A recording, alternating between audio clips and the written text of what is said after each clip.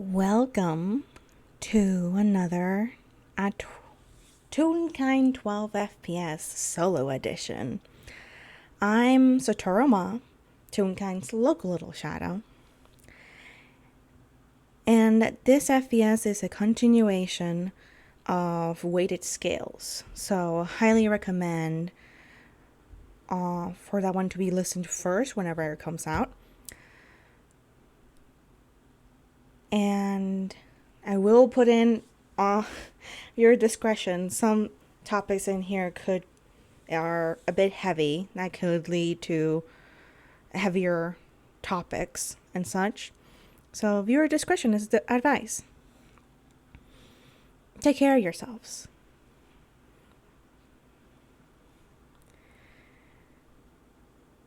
We start with the day turning into late afternoon. And Lluvia now having closed the window to Kankal's room, turning around to look at him. We need to talk. Like, we really, really need to talk. Kankal sighs and kind of leans a bit to the wall where he was at. Sure, I probably need to sit down. Oh, yeah. Lluvia hurriedly goes on over and she offers them her hand and they take it, not really hesitating much about it, and she helps him over to the bed where Kankal just immediately just sits down and kind of slouch in a way. It's kind of clear that he's tired. Very tired. Lluvia just look at him and... What was that? What was that about? Just a visitor. You didn't have to do any of that. That wasn't just a visitor. He wanted to hurt you, didn't he?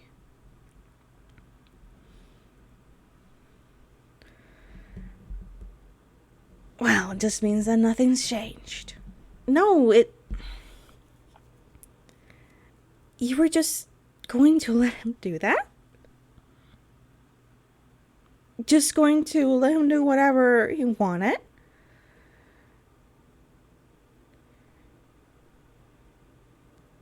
You usually would have fought this kind of thing. Or at least try to swindle your way out of it, or lie or cheat or do something. You didn't do anything.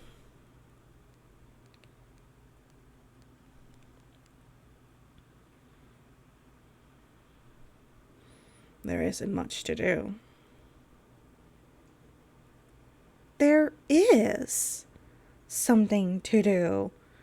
I tried the best I could do to mitigate some of it, but you didn't do anything.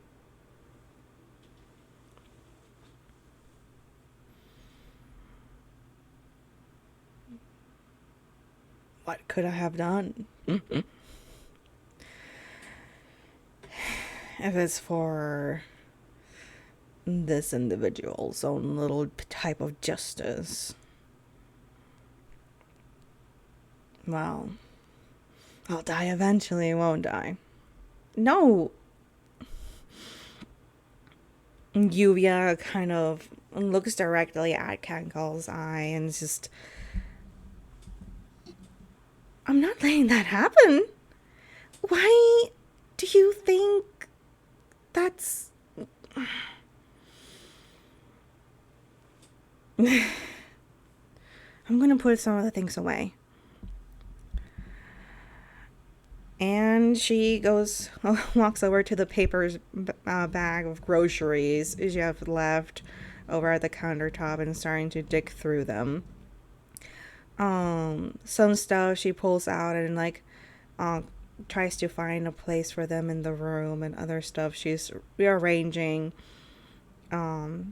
crinkling of the paper bag, echoing out in the room, which otherwise is quiet.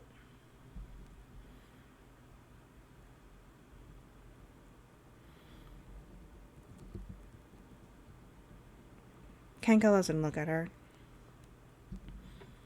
They just lean on to their cane as they're sitting at the bed, kind of putting their forehead on to where their hands rest on the cane, looking down.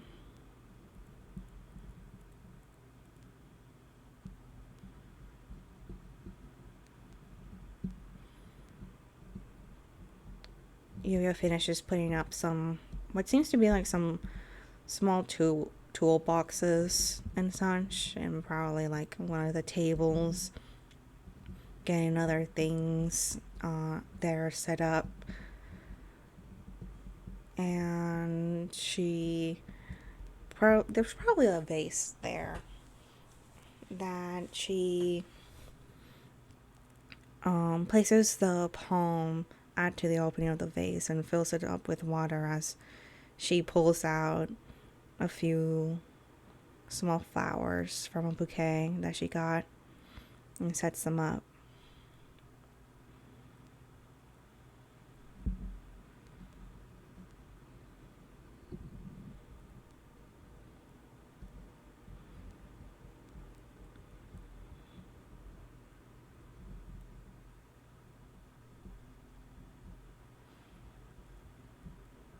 You didn't fight back either much. Whenever Banana, me, and Sandy went to you. Well, it did hurt the other one. Didn't seem like she enjoyed it much. But you didn't do anything much after that. Yeah.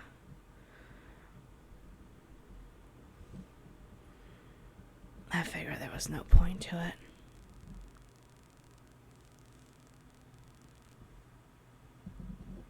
There wasn't?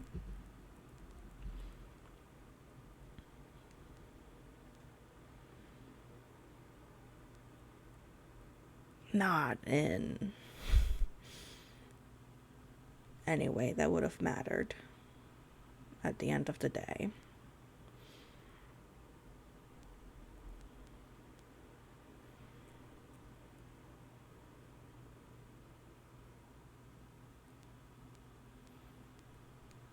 Eventually they would have cut back to me. I feel like all of this will just have ended the same.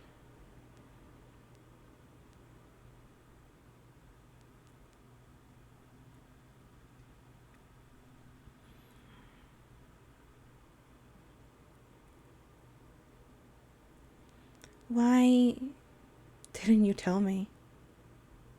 I knew you weren't doing well, but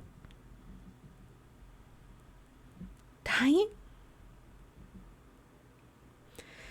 It's nothing you had to concern yourself over.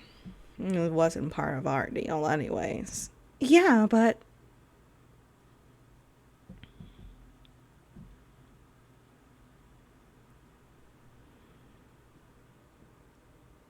Did Miss Annabelle Jester knew?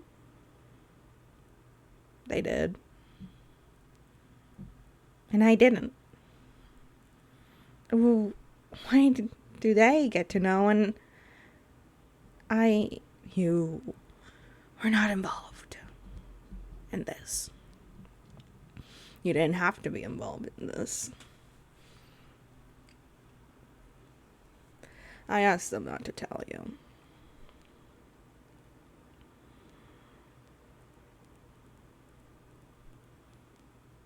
And just make me believe you died in there?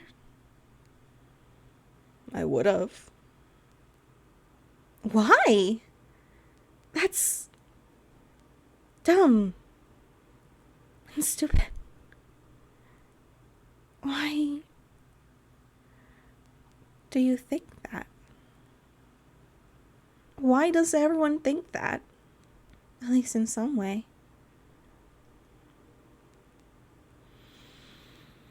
Kankal sighs.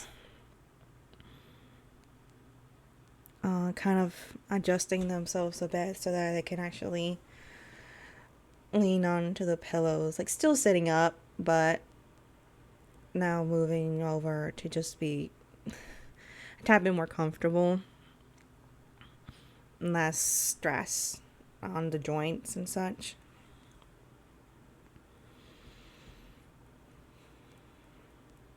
Because I've hurt people. Plenty of people. You know that. I know, but you've helped people too.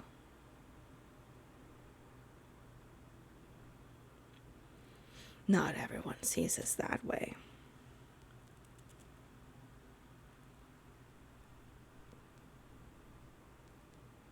They should.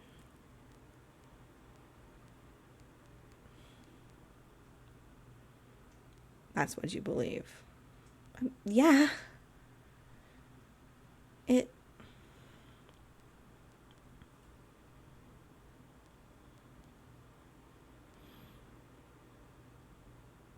was telling Hassan that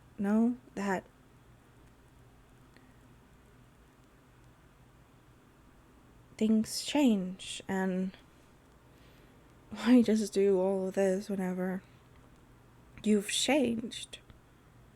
I haven't. You have. You have.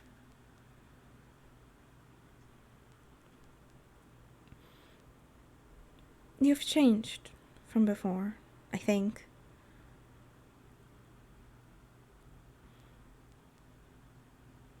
You've listened to me. For once.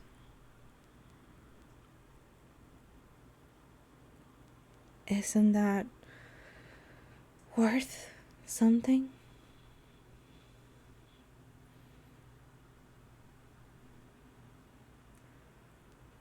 Why do you think I listened to you?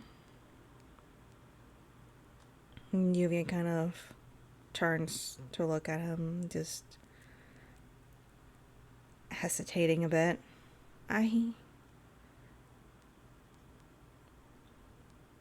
been curious about that myself. Why now? Why me? Why not everybody else?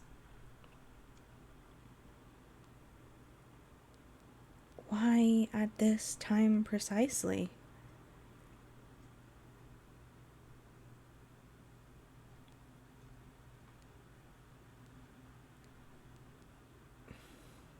And maybe I was frustrated that it wasn't sooner, but it was happening then, now.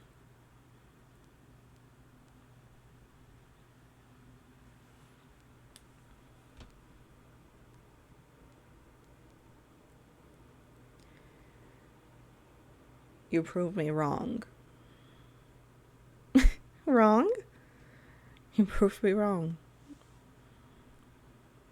In a lot of aspects. And a lot of times. You're quite smart. Intelligent. Quick on your feet.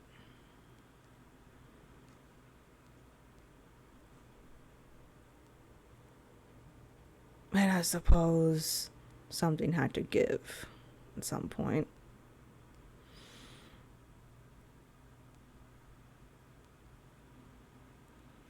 Not everyone else had that privilege.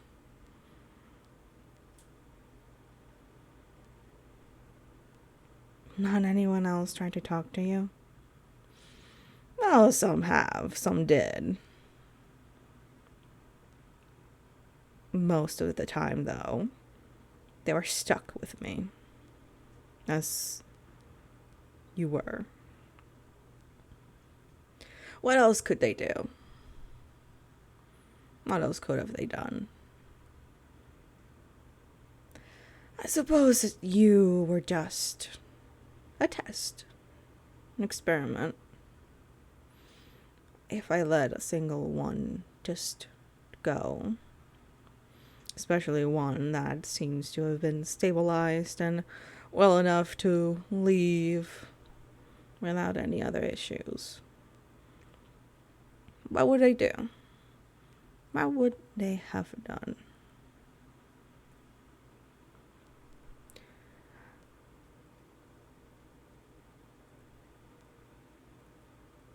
Of course. That didn't quite go as planned now, did it? Had to change things on the spot. And you just turned into just another helper. Someone else. To move things around and make sure that everything else is situated as it could be. Especially with all the new changes or renovations. And that's it? And Kankal stops as Lluvia takes a few steps forward. An experiment? Is that how you see it as?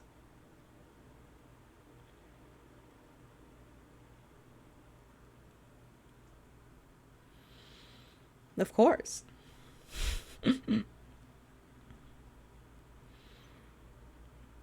A test, even, you could say. Was taking me in part of that test? Kankal doesn't answer back. Was helping me part of that test? Helping me look for somewhere to live and giving me money so I can continue being up in the surface, and teaching me, giving me my umbrella, and giving me weapons to defend myself, letting me help others. I know you saw me sneak into places I shouldn't have. I know you saw me help others when I shouldn't have. I know you saw all that. When don't you? And you didn't do anything. Like, you didn't care or you didn't know. But I know you should have known. Or something to that degree.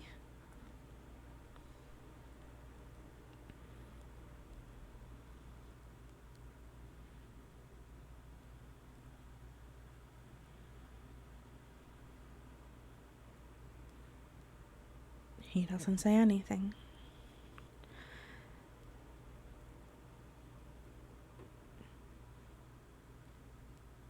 Why do you keep lying about this? Why do you keep making yourself like you are this terrible individual that, yeah, has hurt others, but that's not all that you've done. That isn't everything.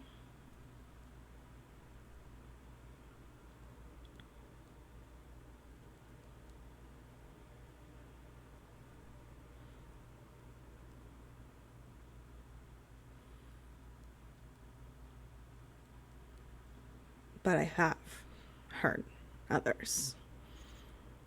A lot more than you realize. Have you? I've known you've killed. I've killed for you.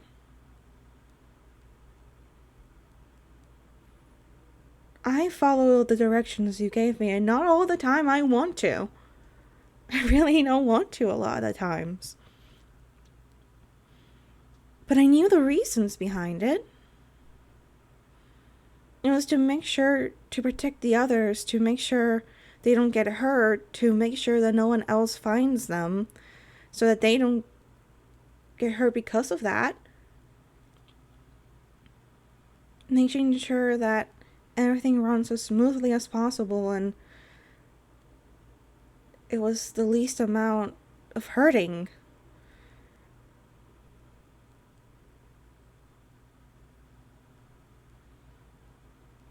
And that was different from before.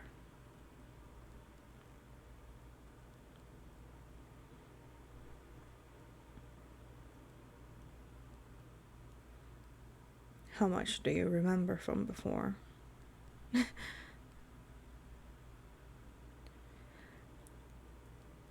Lluvia pauses.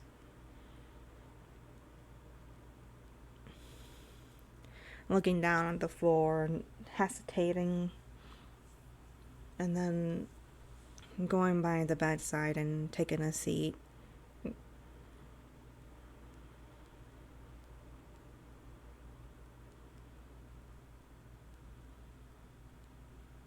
It was bad. It hurt. I felt like I was going to die a lot of the times.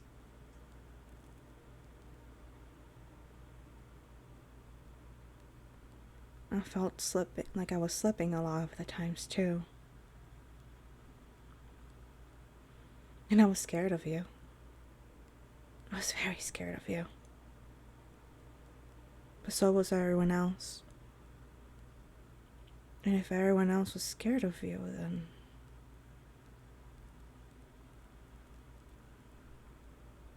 why not try to understand the thing that scares you?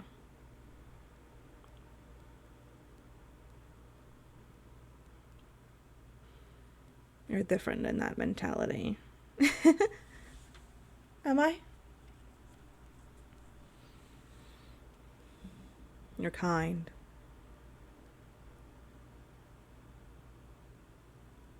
Aren't you?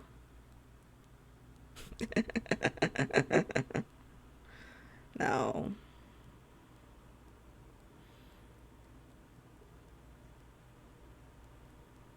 I'm not kind.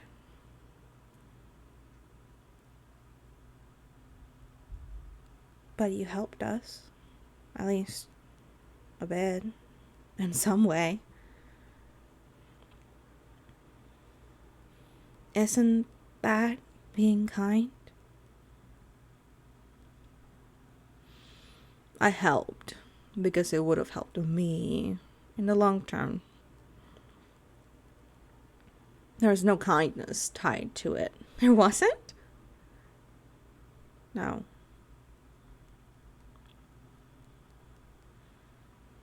There wouldn't have been. If there was, I don't think you would have been as afraid of me as you were. At least I don't think that's how it would have worked. No. Maybe you all would have seen me as a saint of some kind. Benevolent and kind.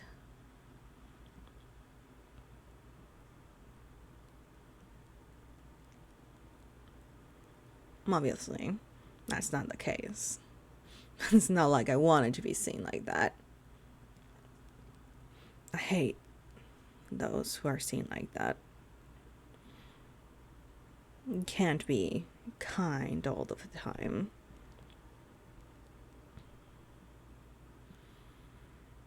Not when others' lives are on the line.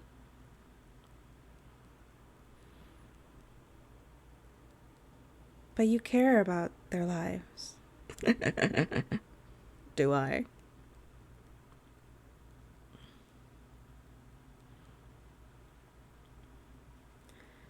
Lluvia.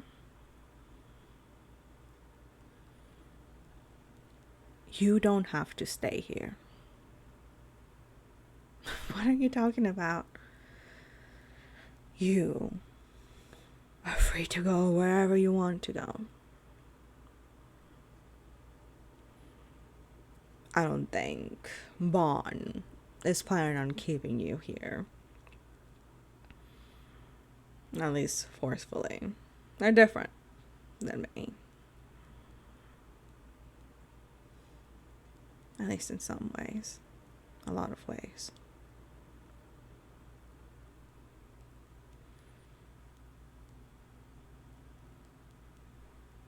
You don't have to keep helping me.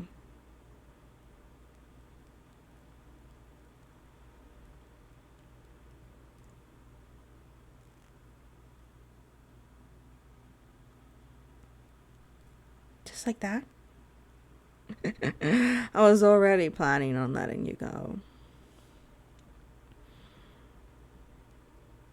I was already planning on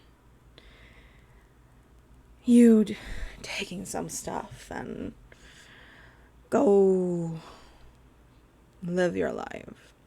Maybe even with Sandy. Since I know you've cared for her and still do.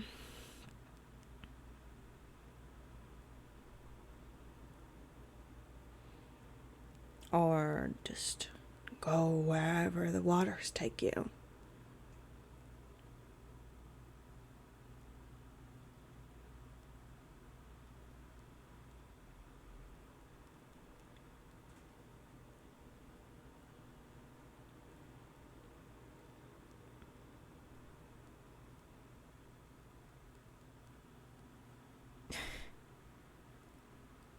Really? I'm not stopping you. I'm no longer going to be stopping you. Give me your hand.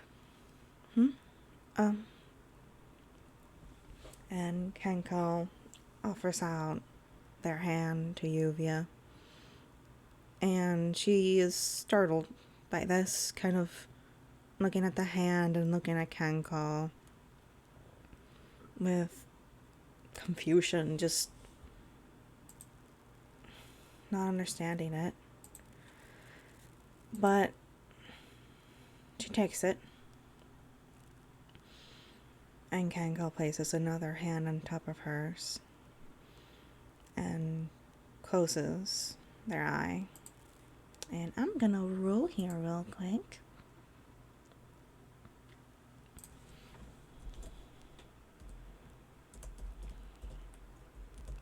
Don't worry about the rolling. No one knows what I'm doing here.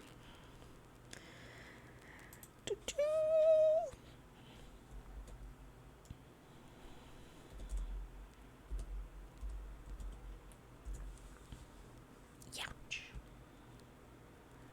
That's not too bad.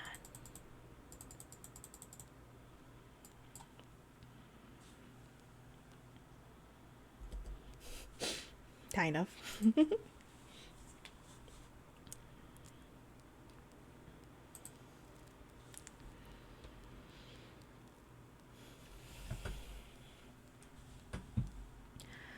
Kanga holds Yuvia's hand, closing his eye, then breathing out.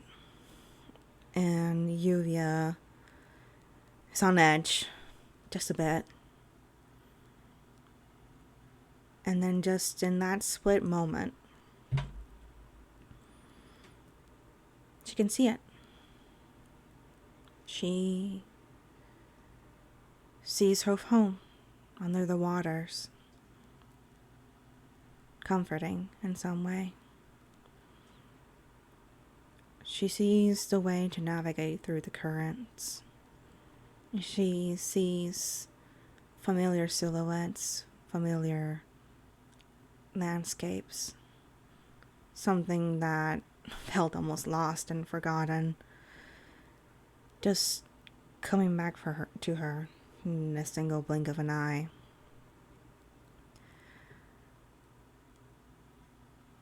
It eases into her as she sees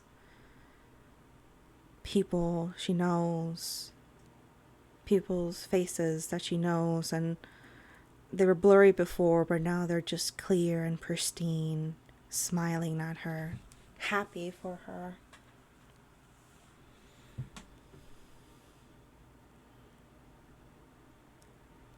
She knows how to go back. It feels natural, easing into her like old comfortable shoes, worn but sturdy.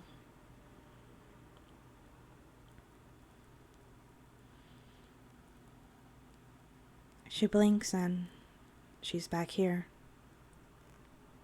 looking at Kankal as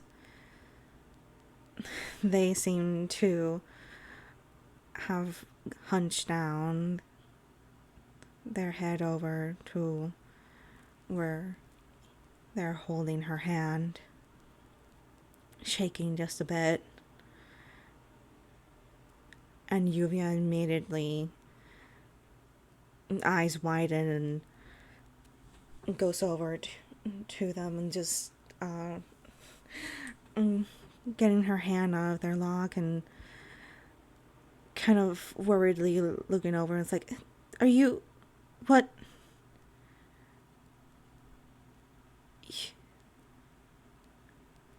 How hurt are you? What? Are you okay? He laughs.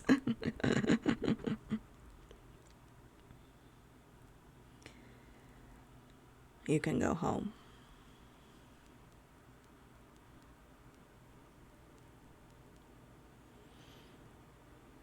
You can go home.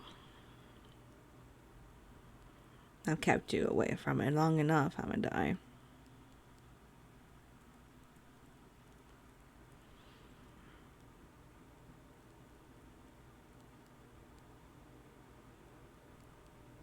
Why?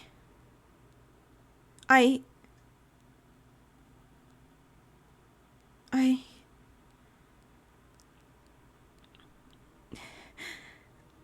Lluvia looks away, kind of stuck between shock and crying.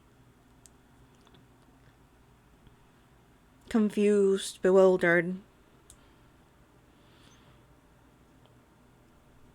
And Kankal doesn't seem to react to it much. There's a smile, pained, but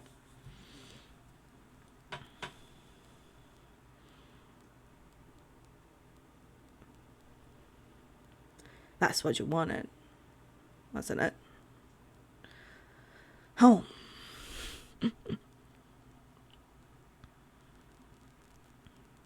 You have your way back to it. You won't forget it. You won't lose it.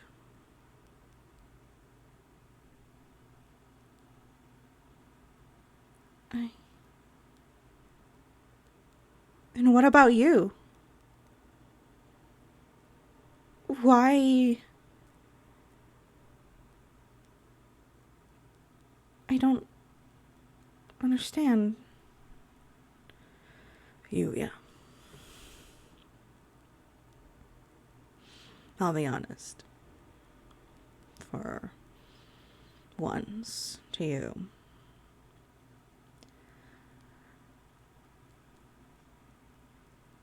I'm not expecting to last here long. I don't think I will. I'll be surprised if I will.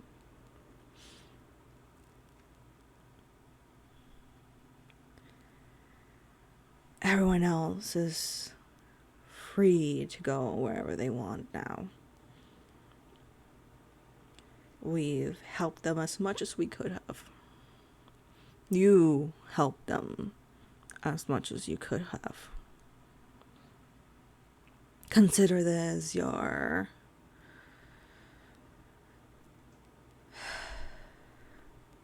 price. Your karma coming back to you in the way positive for you. You helped enough. And you helped well. You're not tied to me anymore. Just like everyone else is no longer tied to me.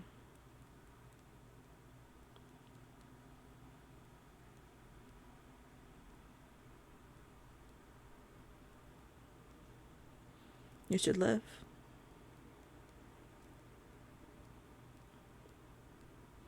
Not having to do anything that you don't want to do. Well, anything related to me.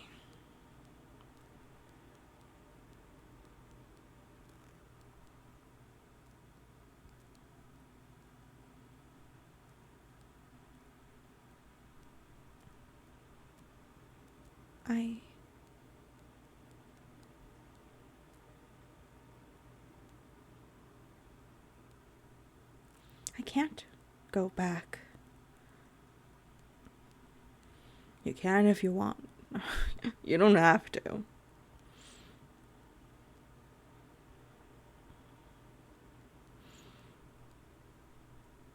I can't.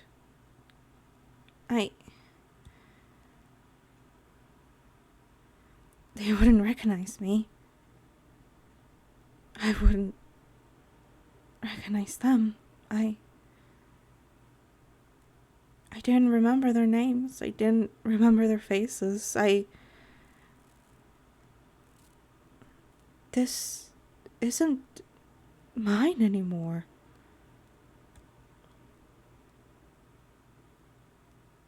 You think this is a prize?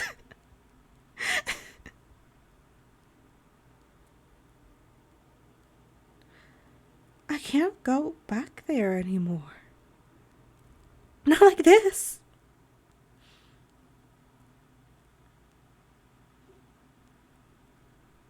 Not like this.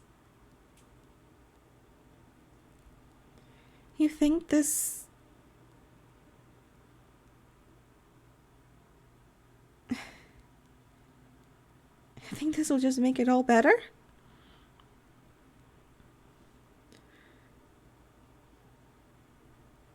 I lost that. Years ago.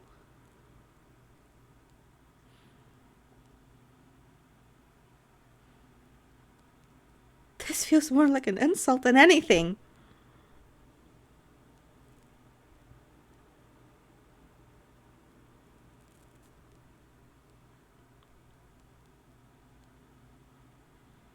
My home isn't there anymore.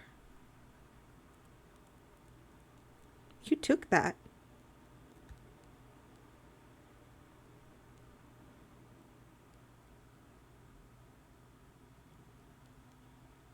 I did. Didn't I?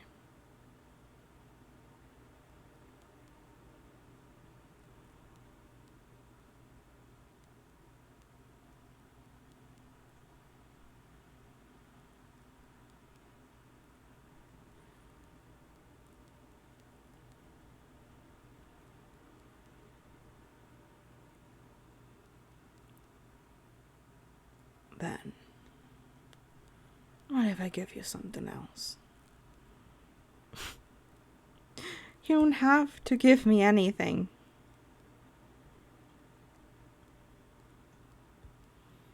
But what if I did? What are you, Lluvia?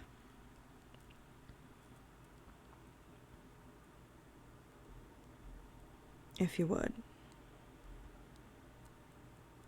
And Lluvia immediately straightens.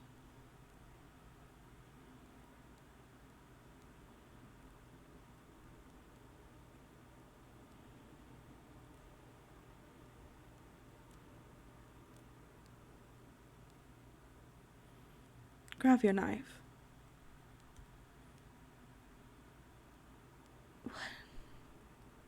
are you doing? But she does it. She pulls it out, kind of in a hidden pocket. It's a pristine knife. It's almost, the blade looks like glass, almost transparent.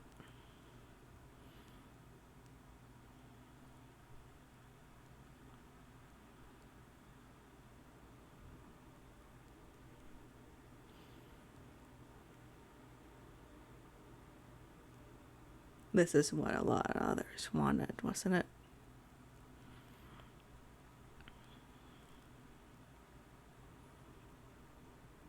A chance for justice. No, I think some others will call it revenge. Vengeance, whatever name they gave it.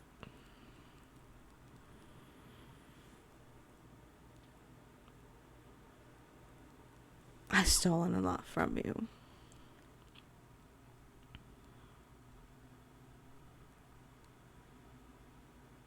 I feel like, wouldn't this be just as fair? I'm not doing it. Well, if you don't, you'll get hurt. I suppose this is a great way to test whatever that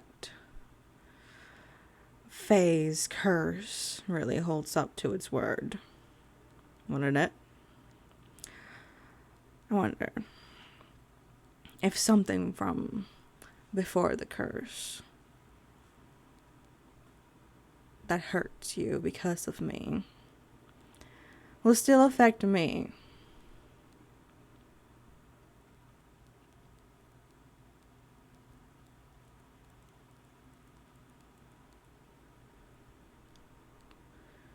This is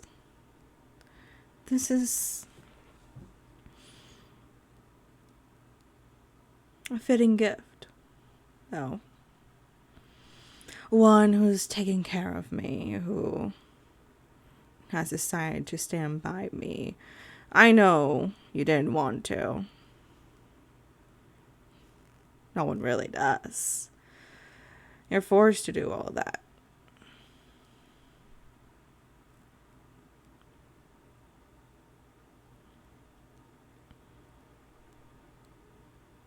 You're forced to care. Well, maybe some aspect of you thinks it cares, but would you care for someone who has taken so much from you, who has hurt you, and any of the others that you've come to care about you, has led them to their own deaths, to their own agonies?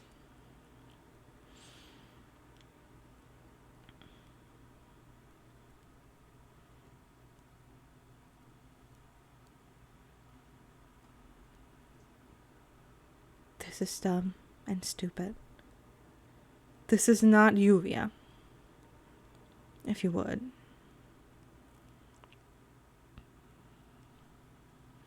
And this will be the last thing I've asked of you.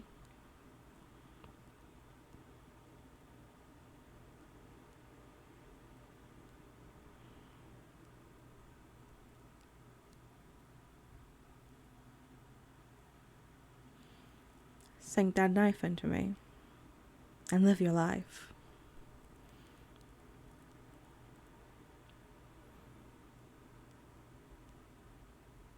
With no more demands of anything.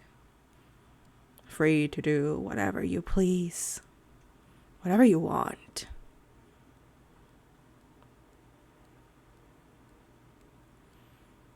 You can do whatever you want after.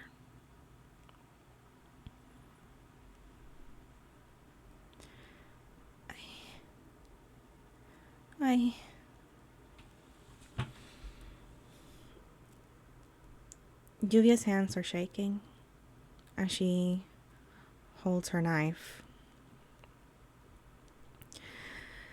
Shaking as she steps a bit closer.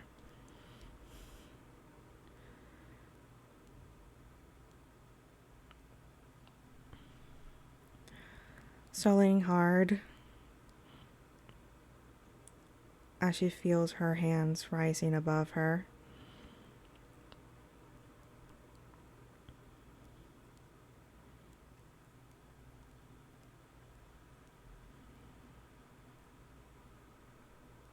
And it cuts to black.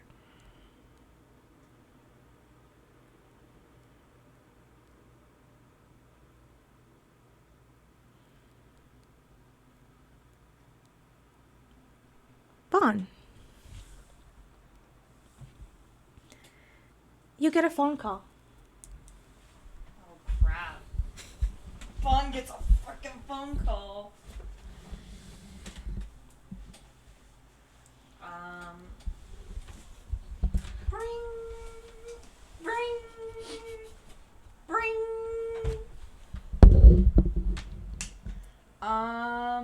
What's Bon doing? Roll me a d4. I'm rolling a d4 for you. Crap. It's a 1. Okay.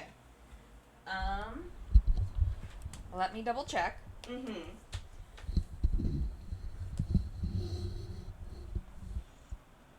Bring.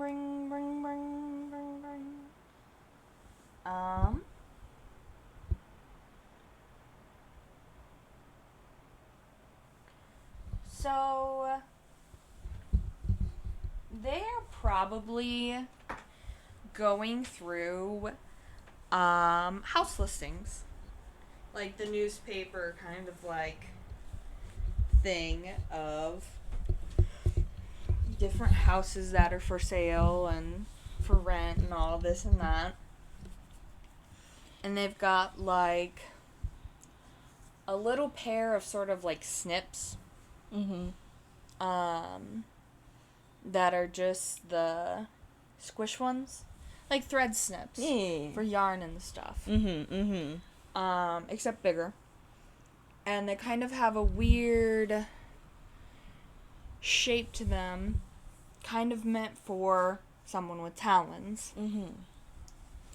And Bon is cutting out just like pieces of newspaper and other listings and stuff whenever they pick up the phone. And they kind of like hold it in their shoulder as they are holding the paper and starting to like line up a cut. Mm-hmm. And they're like, Bon Arlo.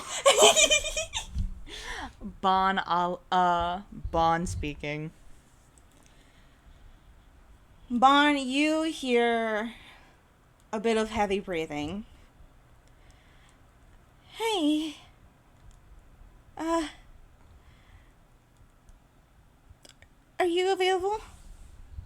It's Lluvia.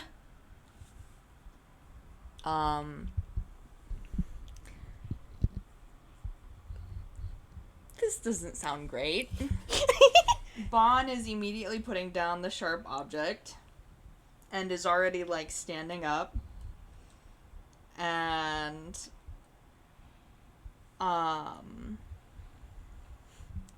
in my brain they're already starting to like get around. They're like moving around wherever they are. They might be at the studio. Mm-hmm. You know,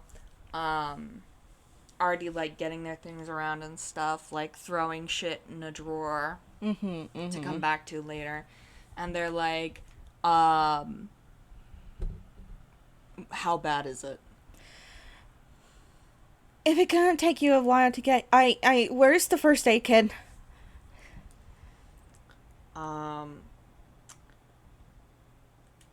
The closet and the wall. Okay. You'll find the basic first aid kit, the Kankal specific first aid kit, a more intensive first aid kit, along with just about anything you'd need short of a surgery room. I'm on my way. Okay. Stab wound. How? Where is it? Lower chest. Okay. First thing you want to... Have you applied pressure? I was, but I can't. Is the knife still in there? Yes. Okay, good. Keep it in there. Do not take it out. And Bon starts, like, relaying instructions just the whole time.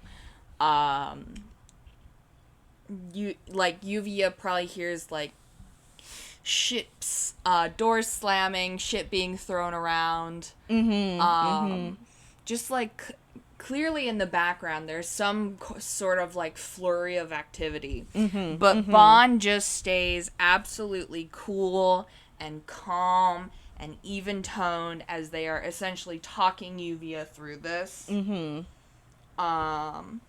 Like, about applying pressure, about, like, helping stop the bleeding, where there's, like, ink coagulates, shit like that. And basically sort of being like, here's what I need you to prep. I am on my, for me to handle this. Well, I am on my way there. And Lluvia probably hears like a flurry of squawking and like the sound of like a door being like kicked open. And they're just like, okay, I might lose you here. I'm taking off. Whatever you do, remember to keep breathing, stay calm. Worst case scenario, unfortunately for Kankal, I can bring them back from the dead, most likely. Okay. So don't sweat it. You can't fuck this up. Any more than it's already been fucked up. Okay? Perfect. And there's like wing beat sound, you know, a lot of wind, and I'll be honest, the call probably does drop. Yeah, probably. Especially because Bond's going to be flying. It's fine. I don't know how long it would take. I don't know either. Long enough for Lluvia to probably get everything ready and just be fretting. Yeah. Just being, you know, anxious and nervous and pacing. I don't know if she would try and wash herself up. I think she is too. Yeah. But it would probably be long enough for Lluvia, a whole lifetime. Yeah. But I feel like soon enough, but not soon enough, there would be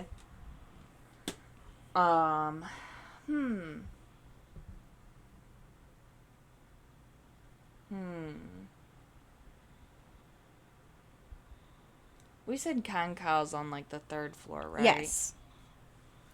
So Lluvia would probably see Bon, you know, coming from the mainland. I feel like once she starts seeing Bon, I think she will just fling the window right open. Yeah? Yeah. Okay. I will say, depending on what we decide right now, it's going to decide how much of a tight fit this is going to be. Okay. Do we think Kankal was given a balcony of some sort? How big of a window?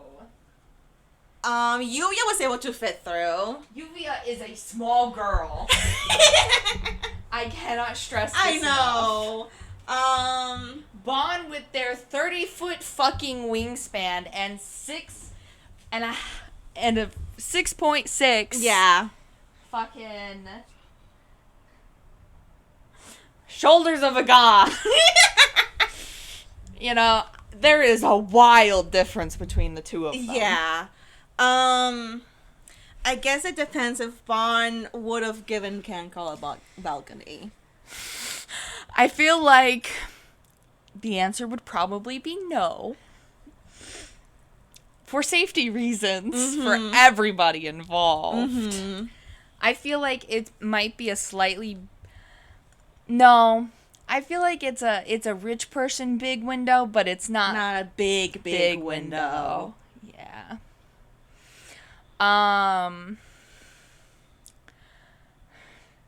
Internal Bon in my brain is like, fuck no, am I not fitting through that window?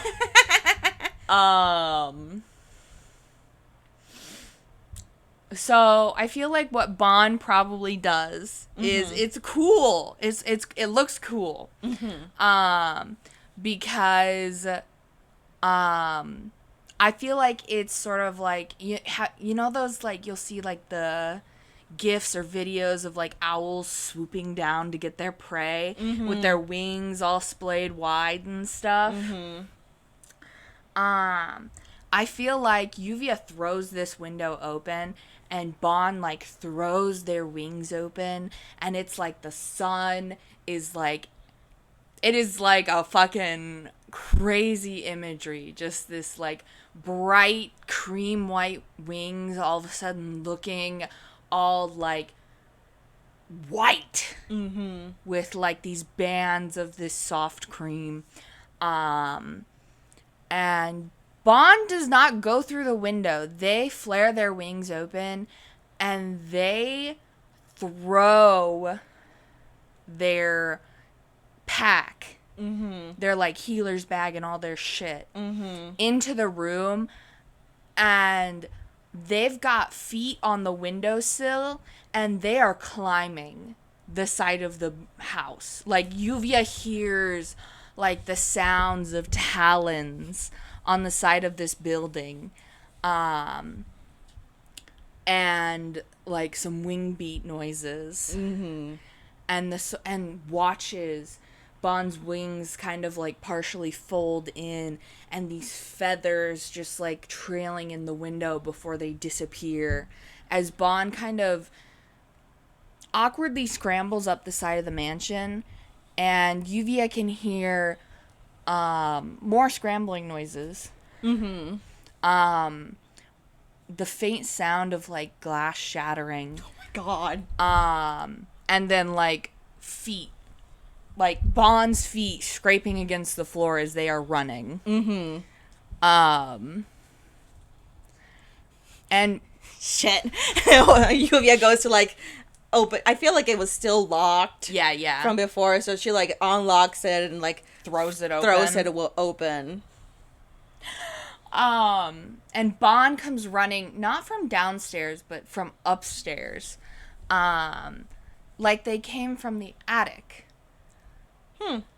And they're like the doorway, like I feel like the stairwell to the attic has a door, and it is like thrown open, like indented into the wall, with like scratch marks around it. Some of them new, some of them old. But there's no time for that because Bon has flown into the scene. And they are all business. They are no nonsense. They don't even say a hello, how you do. They are climbing onto the bed,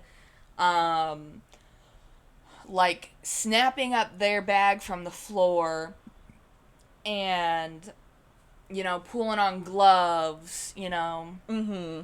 They probably had Lluvia boil water because of everyone. She's the most capable of boiling water on the spot.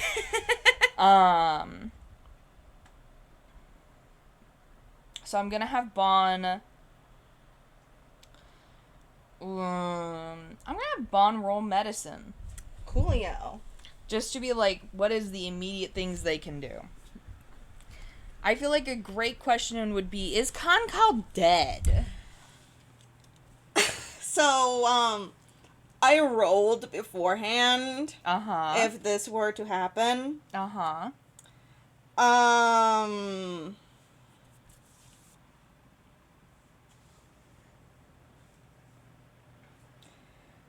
So these were the rolls.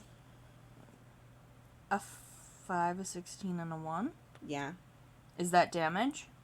That's death saves. Oh. That's not great. No. Isn't it on a nat 1, you're like... It's 2 negatives on you. Like, not negative. 2 fails. Uh-huh. It's been a bit. Bon took a bit. Mm-hmm. Should you roll death saves again? I'll try and do it again and see how it goes. Yeah. You know? Because Lluvia has administered at least rudimentary stabilizing first aid. I guess we'll give them an advantage then. No, just roll them straight. Just roll them straight. I feel like rolling them straight keeps it fair because while Lluvia helped, it still took a while. Mm-hmm. Unfortunately. Okay. Got 1 fail, 1 save.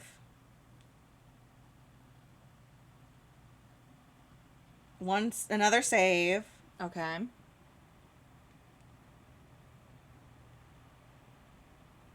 Another fail. Okay.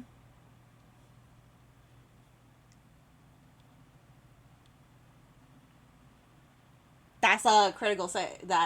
That's a nat 20. That's a nat 20. Okay, so I feel like Kankal is not dead. No. Just Barely. barely. It's like a wing and a prayer. Yeah. That's what the second part of this FPS is called. A wing and a prayer. Okay. So I'm gonna have Bon do a medicine. Mm-hmm. And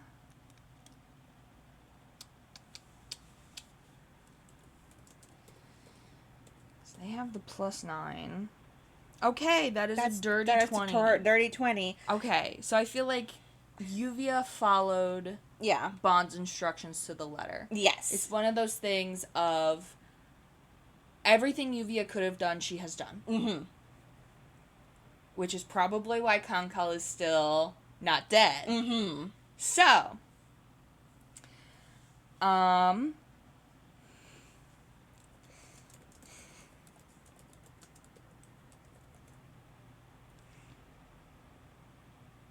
do you think there's a WikiHow for this? Probably. Let's see.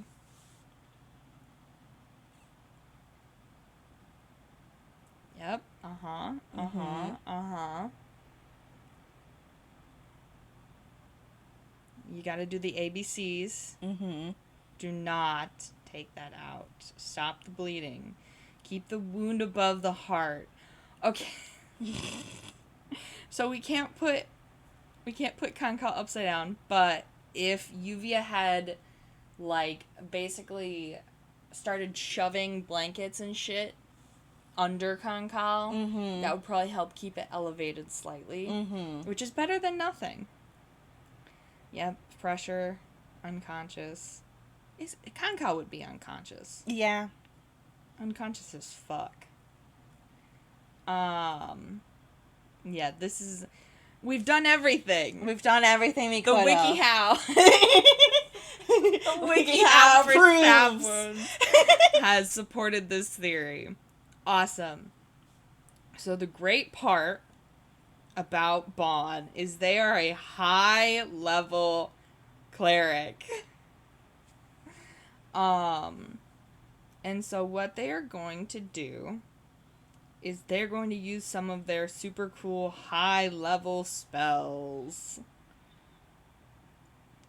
And I'm just going to give them one of these because I didn't have time to prepare specific spells.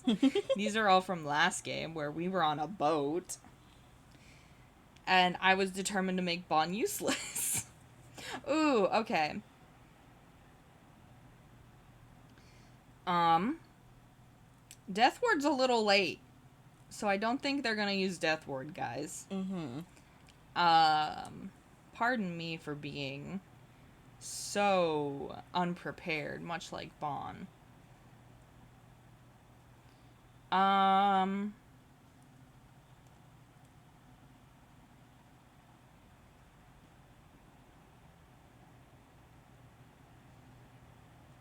I feel like we're just gonna start with a good old greater restoration.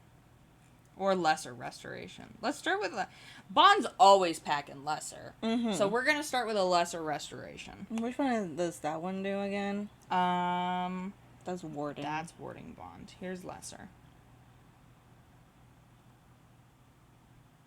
Yeah. I feel like in the case of, because usually lesser restoration's more of like a condition. But in this case, partly for flavor. I mean, they also have, fuck it, they've got Prayer of Healing. Would Kankal count as a undead or construct? No. There you go. So we're gonna flavor it as something like Prayer of Healing.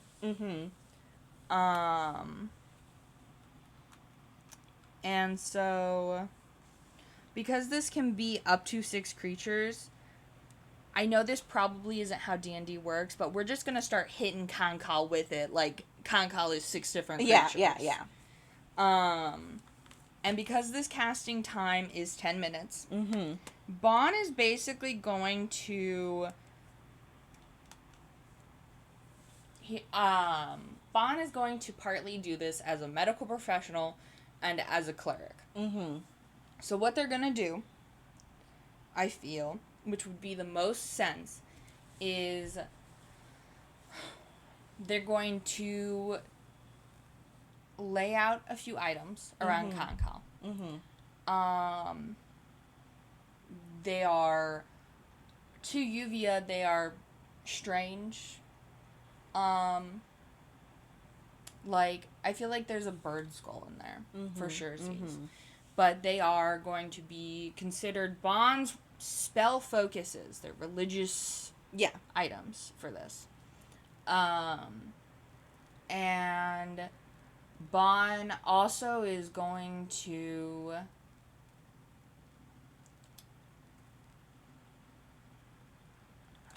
I'm trying to think this through logically, okay? Because in this case, a lot of these FPSs where Bon is having to heal someone, it's the balance of this is a game where you can use magic to instantly heal wounds, and also this is a medical professional, and we're doing it in a way to make it semi-realistic to how medical professionals should be doing this. In this case, obviously one of the things you would want to do that I can assume is a medical professional would have this person hooked up with a blood infusion at some point, but probably after, or depending on during, removing the knife and performing surgery. In this case, it would probably involve suctioning out, like checking for any blood that is in places it shouldn't be, suctioning that shit out, seeing what has been damaged, stitching that stuff up, or however, and to prevent more internal bleeding, which I have no knowledge of how exactly you would do that besides essentially stitching it up. Yeah. But that's what the magic's for, you know? And obviously, you would try and clean up the inside to heal as best as you can before closing up the outside. Because this is a little bit of homegrown, home spaghetti doctor. On a wing and a prayer. Bon is probably going to start by, because we have established Kankal has an IV stand, so Bon is probably going to have Lluvia set up a bag of fluids. Yeah. Probably just normal fluids, like whatever would be Kankal okayed, because unfortunately, they haven't had a chance to really talk about what to use as an ink replacement or like an ink infusion for Kankal, because it hasn't come up yet, and Bon has yet to broach Kankal with some of their thoughts and ideas. So it's just fluids for the moment, so they're gonna get that set up. And Bon is basically going to look at Lluvia and be like, "You've done a great job. I still need your help." Okay. I will note, Lluvia is half melting. Yes. Yeah. Stressed. So Bon is probably straddling Kankal, basically. And they are going to sort of beckon Lluvia closer. And they're going to put their hand on her shoulder. And they're going to look at her and they're going to say, "Take a deep breath with me."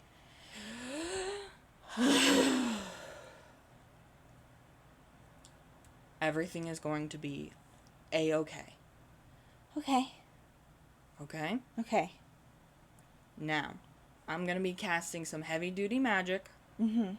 Your main job is mainly, I'm going to throw this knife out of the way so I can start healing up Kankal.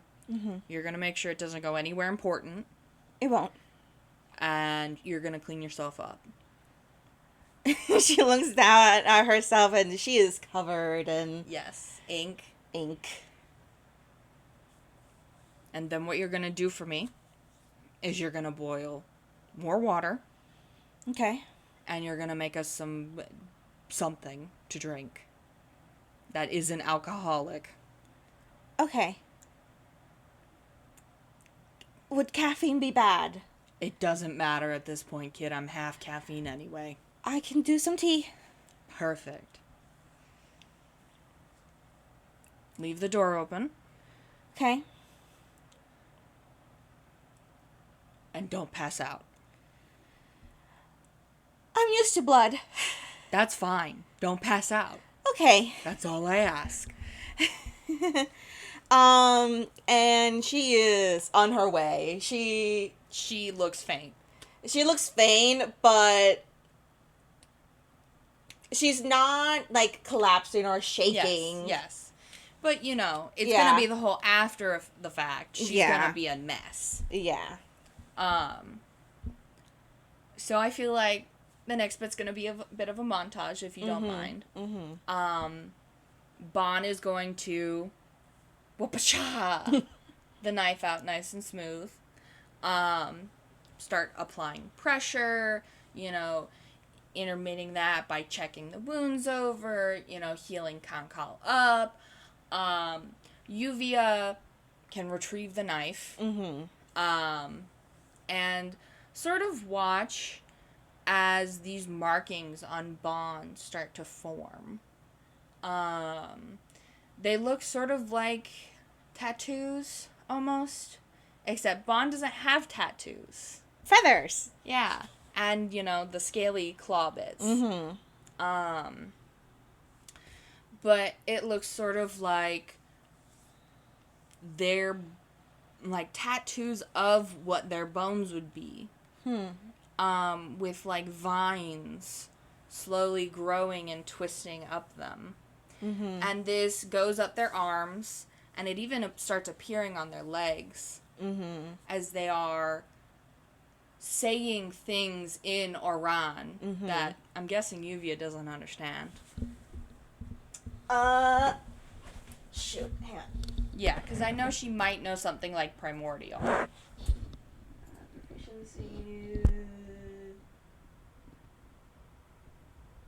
She does not have primordial. Okay. So Bon is speaking bird. Oh wait, that's Kankal. Never mind.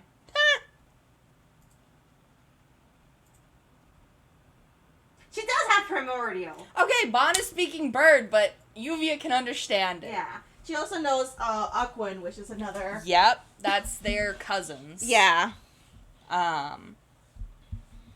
So Lluvia can pick up bits and pieces. Bon is clearly speaking Oran, in contrast to what Lluvia is used to with Aquan.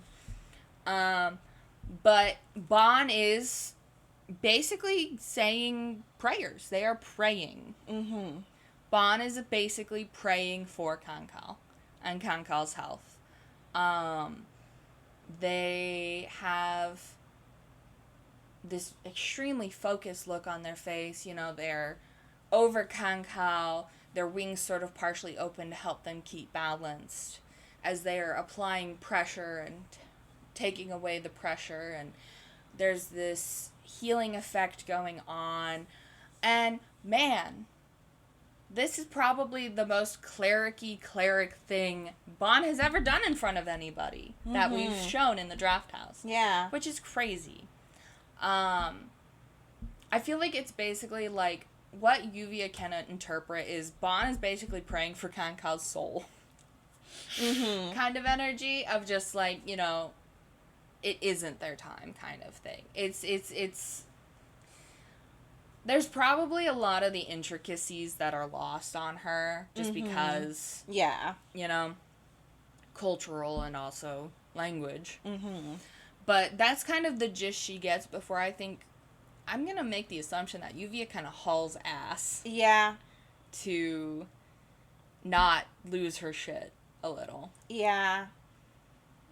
Probably not too far. She probably hauls ass in this aspect of, I'm gonna go make tea. Yeah. Speaking of which, I have tea. So, mass healing, or like mass healing word or whatever, the spell, it takes about 10 minutes. And Bon was already kind of huffing and puffing. By the time their old ass showed up. So, Lluvia almost assuredly comes back before the 10 minutes are over. And Bon's arms are like, they're kind of trembling from exertion. Part of the reason I feel like using this spell with this casting time so long is because they've not really worked with Kankal's anatomy before. And so by having it be this longer time, it makes sense. Like, you know, because they have to be careful. They can't just apply the magic willy-nilly. But even though Bon seems to be, like, trembling with exertion and left over, you know, they are steady, they are calm, they are doing their thing up until the last second. And then a second after, where they stop talking, the glow fades, Kankal's breathing finally is breathing again. And Bon rolls themselves off Kankal in a way where they are touching as little as Kankal as possible, and they just flop onto the floor. Like, arms out so, like, they aren't touching themselves and getting more blood on them. But it's like they are on their stomach. They are... blah. Just, like, the most awkward, long cat on stomach pose. Yeah. And they just... and... face down into the floor. Lluvia kind of walks over with, like, one of the bowls of water and, like, places it near Bon. And Bon just, like, kind of shuffles their hands over and just plump into the water. And then, like, one of them rises out to give Lluvia a thumbs up.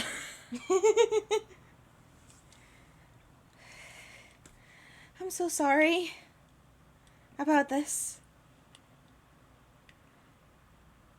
And Bon, like, lifts their face off the floor and, like, their eyes were shut and they crack one eye open and they're like, this is hardly the most ever I've had to deal with. The distance. That's a new one. That is, I will say, that is a new one. I'm so sorry.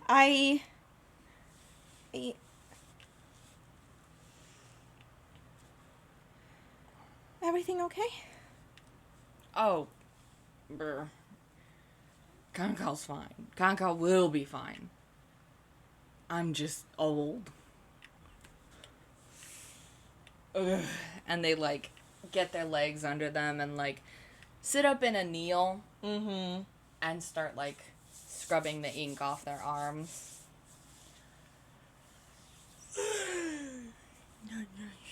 Clack, clack. Just, like, when you get to be my age. The marathon running.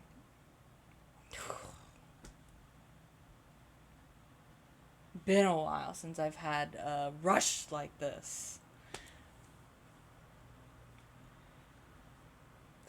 I really appreciate you coming. No problem, kid. Tea? Does it have a straw?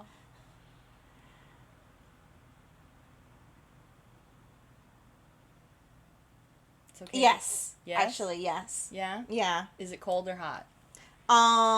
It's in the warm. Uh-huh. Like it is between the hot and the. It's been cooling. Yeah. Bon kind of like, does Lluvia offer it out or is like holding it? Offering. Like I feel like she got like a platter to like. Yeah. With the. So instead of Bon taking it, Bon's gonna like leave their hands in the wash basin and just like. Like, grab the straw with their beak and, like, use their tongue to maneuver it into their mouth properly. And then just, like, slurping, sucking noises. And that tea's gone. Doesn't matter how much there is. I feel like Bon just guzzled it. It's gone.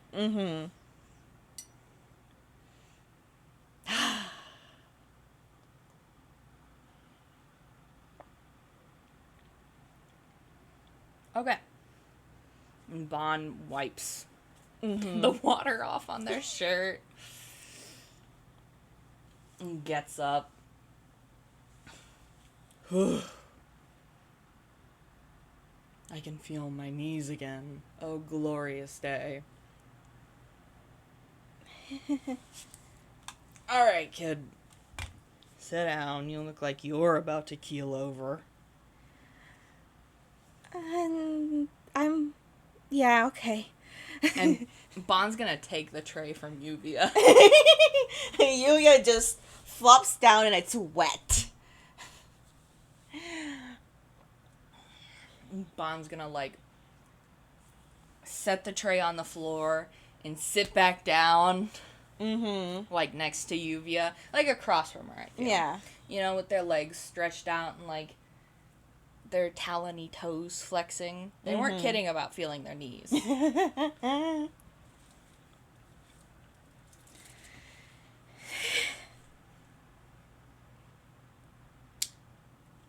So.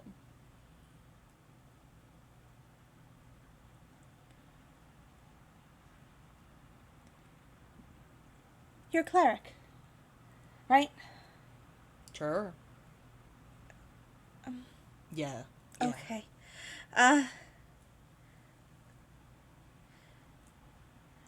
Do you have,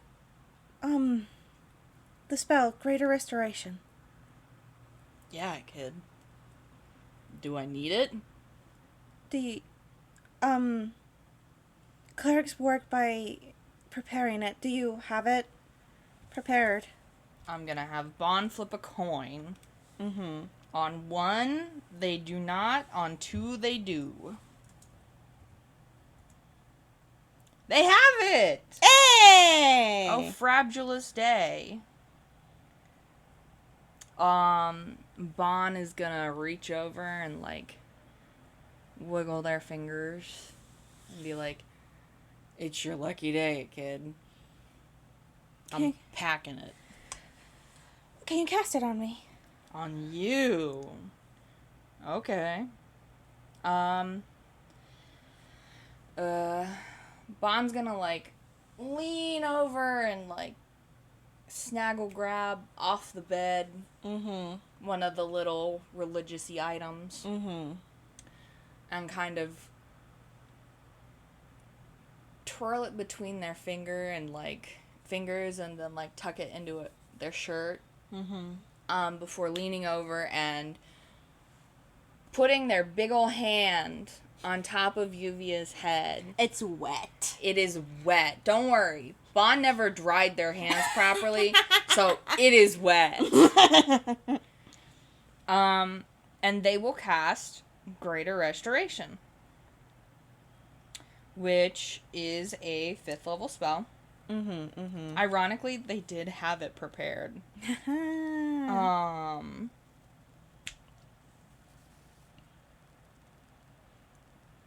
And what effect is it taking off of Lluvia?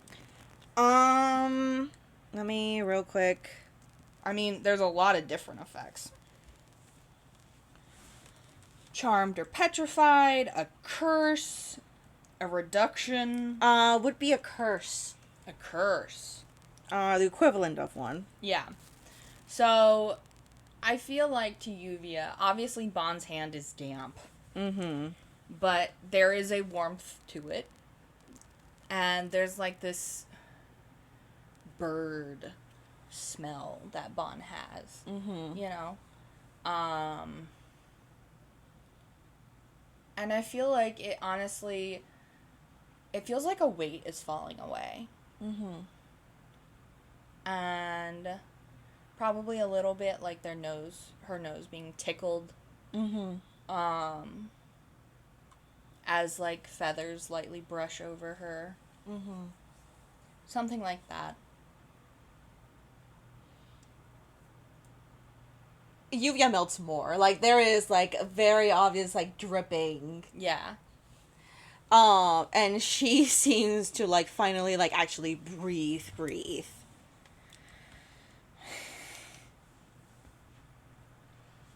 Thanks.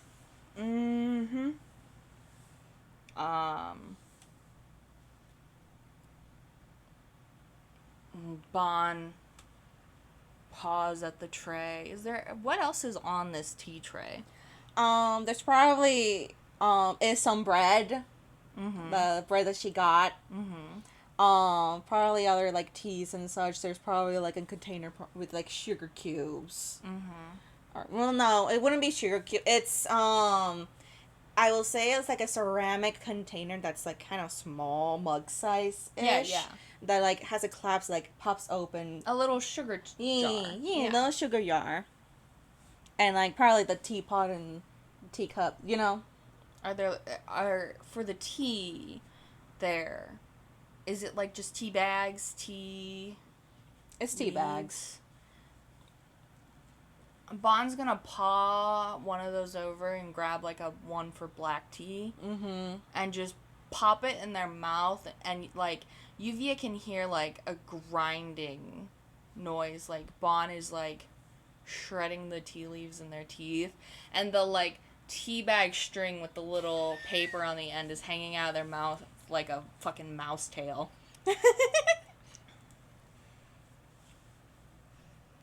She kind of like blinks on that, a bit startled. Ironically, it kind of like, with that startlement, it kind of like makes her form less melty. Yeah. It's something to focus on. Yeah. And Bon makes like the sort of like a sucking through your teeth noise. Where it's like you're gathering spit in your mouth. And they're just like, what? Nothing. It's not the others do that? Bon, like, leans their head back and, like, tips their head back, and Lluvia sees, like, a slight flicker of a little owl tongue as it, like, snags the, string, and Bon just swallows the tea bag whole, string and all.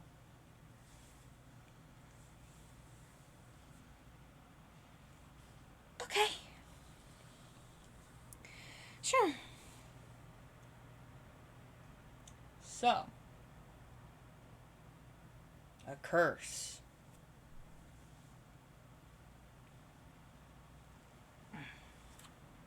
Yeah.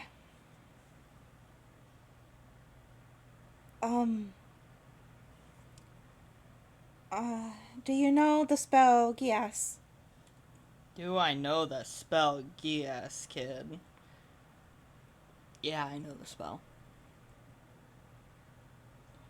I've had that one on me for a bit. Bon can fucking cast that spell. Oh my god. It's literally right above Greater Restoration, my man. Oh my god.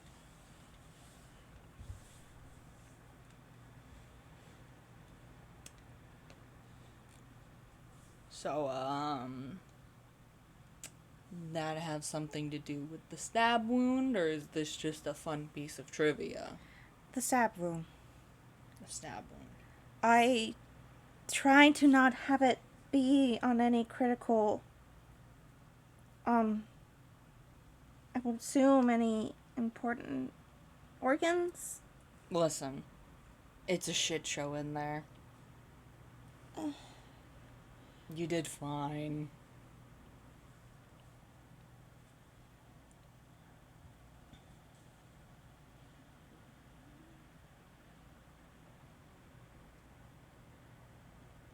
That was awful. Usually is.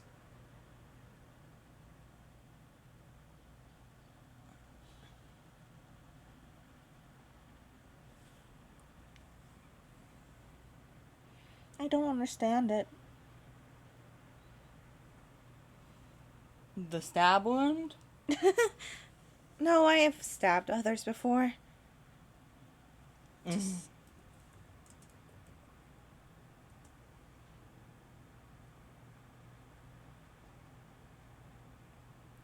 He thought that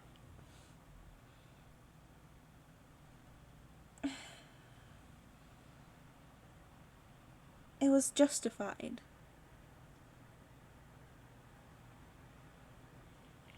For me to do it.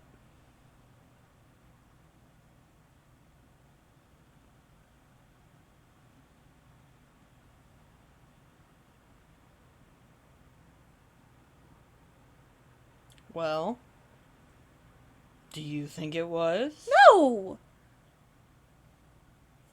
It was stupid and dumb and...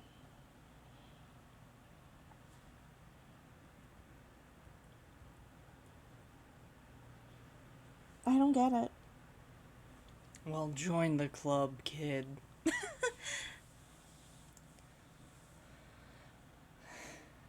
boy. Do you want some tea? I'll take the brewed one. I don't... What? You don't want it dry? I don't want smelling like tea for a while. That would be fascinating. Maybe another day we can explore your ability to make yourself smell based off of what tea leaves you decide to stick in your mouth and let brew. I haven't really considered doing that. Well, a whole new world's about to open up to you, and Bon pushes the tray over to Lluvia.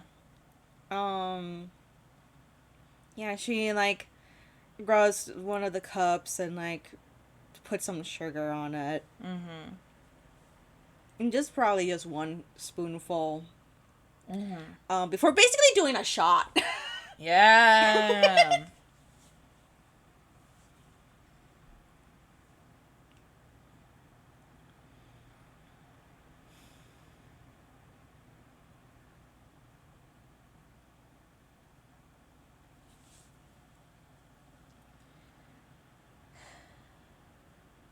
It was a nice stab wound. Thanks. Practice it a lot. A bit.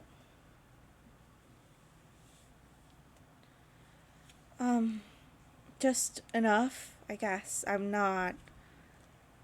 A knife guy. Well, I am a bit, but it's not my first go-to.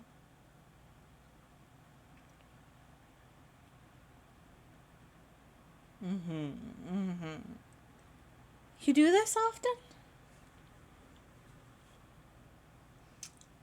To what degree? I guess all of it. I've never really been around a lot of clerics, so Well, it's my job. It's kind of been a hobby, a lifestyle. Yeah, I've done it a lot. you were praying. It's what clerics do, isn't it? I guess. I half understood it. I bet it didn't make any goddamn sense. You were praying for their soul. I think. Yeah. Something like that.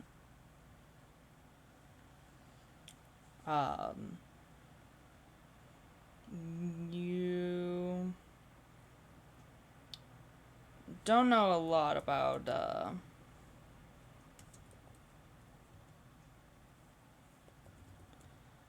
grave clerics, do you? No. I only know some basic information of what spells a cleric could have and their effects and such. I'm a bit of a cheater pants anyway. Well, part of, grave domain, traditionally, with a lot of stereotypical views, has to do with the line between life and death being a clear one, and people and things and attempts to extend it unnaturally are kind of frowned upon. But, if you were to take that sort of approach with it for everything, well, you'd be dying from unclean water, wouldn't you? If you forgot to boil it and you got the wrong sort of tummy ouchie. Big scientific words there. Tummy ouchie. I guess so. It's, I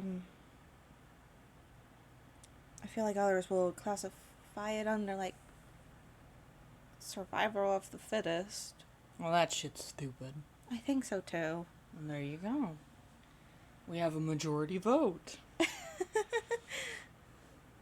But, with my god, most of that sort of stuff that they care about in the finer details, doesn't really apply here.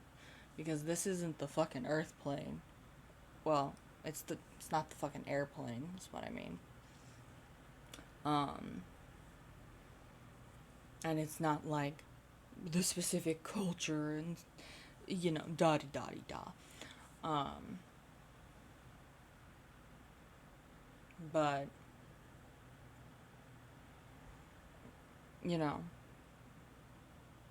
suffering. Easing suffering. That sort of thing. And people who want to do it sort of transcends a lot of the religious finer details. So, that's sort of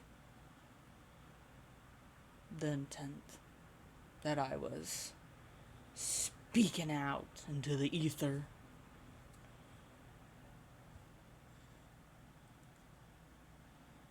I guess I'm glad it was you then. For what part? I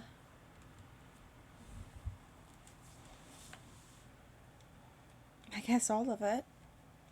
Not just this.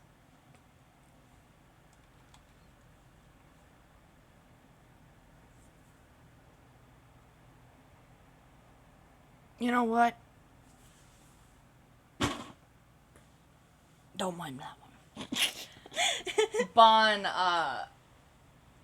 writes the trash can they Yeah. knocked over, and then stands up and, like, cracks their back. Mm-hmm. And offers Lluvia a hand to help her up. She takes it. She's a bit less melty. Yeah. Water. Almost assuredly lighter than Standy. Yeah, absolutely. So, you know, Bon helps her up. Mm-hmm. There's definitely a strongness in their grip, but not tight. Yeah. Lluvia doesn't have to worry about being nicked by Bon's talons or anything. They help her up, and they leave the tray of tea where it is, and they're like, if Kankal keels over in the next 10 minutes of us sitting somewhere else and having a nice actual conversation, well, then what the hell did I just spend the last 20 minutes tenderly tending to their wound for? Let's blow this popsicle stand. There are nicer places to have an actual conversation. Okay. Shoot, the groceries. And Yulia goes, like, and picks them up, and she kind of lingers over Yeah. Kankal a bit. Bon just kind of, like, turns and does a I'm watching you motion at Kankal, and then, like, points at him and is like, you don't get to fucking die right this second. The second I leave your ass. Because apparently you need a lot more babysitting than I thought. Goof. And they kind of, like, do a flicky, dismissive motion of, like, you know, Yeah. how dare you.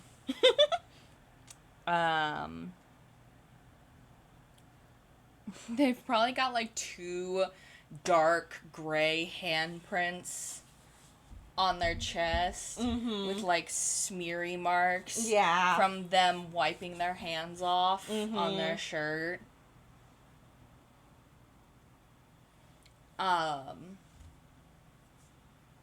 So Lluvia has the groceries. Yeah. I feel like also to probably note, Yuga has taken off, like, the first layer of clothes that she had.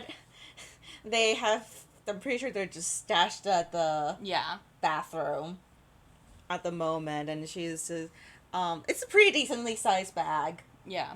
Kind of, like, grabs them, it's like, some of these go to the kitchen, so maybe we can go there.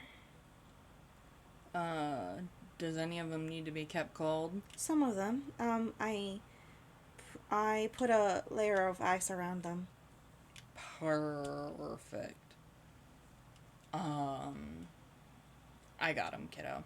And Bon's gonna take the grocery bags from her and kind of carry them. And they're gonna leave the door open and sort of start walking out the room. Yuya kind of looks back at Kankal.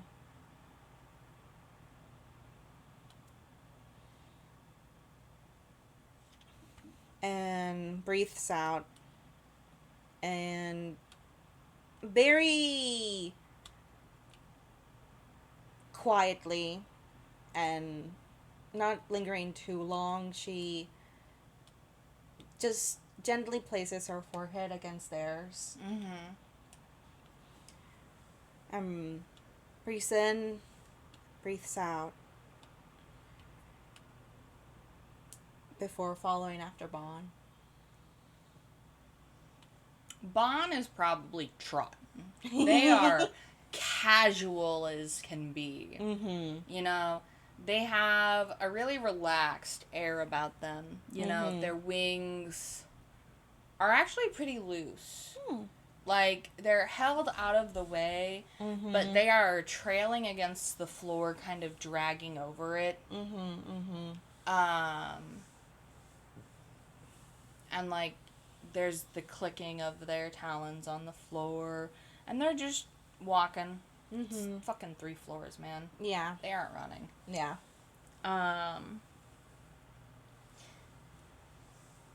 They're just kind of, you know, moseying, waiting kind of for Lluvia to catch up. She catches up. Kind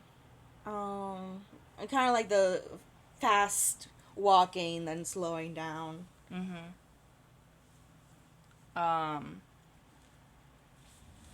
Bon will probably lead them down to the ground floor. And then take sort of like a sideway. And like Lluvia following after can probably tell that Bon knows this place hella well. Like, they are taking routes that she didn't even know about. She's probably been Wondering a bit. mapping this place out in her brain. And Bon kind of gets them there in record time.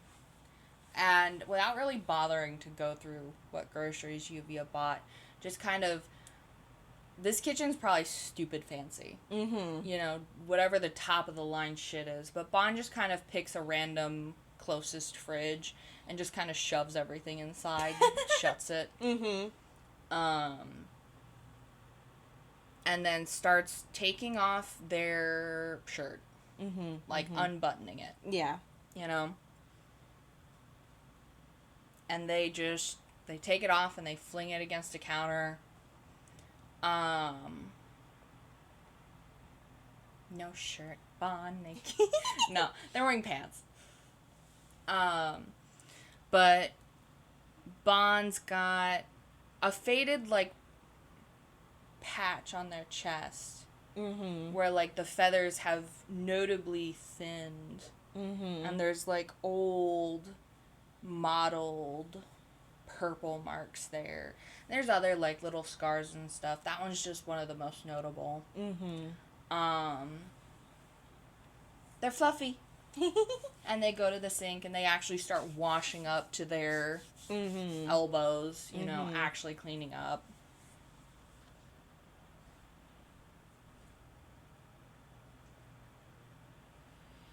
This place is really big.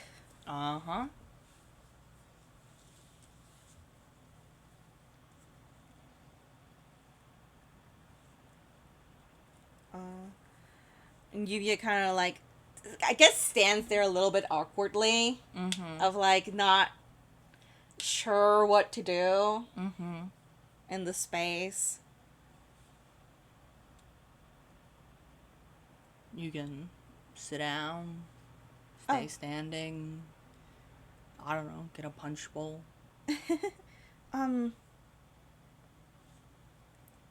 I brought some snacks. Do you want any? Those are your snacks, kid. Yeah, but I bought a bit too much. I'm a bit used to buying for a lot of others. You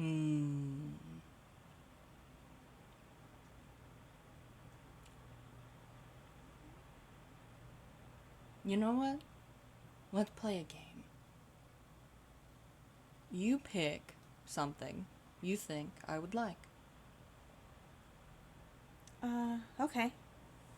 And Yuya kind of like opens the fridge where Bon has stuffed everything at, and like actually like pulls out the bag with a bit of like a heft to it, and starts to like organize things a little bit better. Actually put the groceries Actually away. putting the groceries away. And kind of like taking consideration each one, and before deciding to like fully finish putting everything away Uh-huh. and pulling out a single other thing.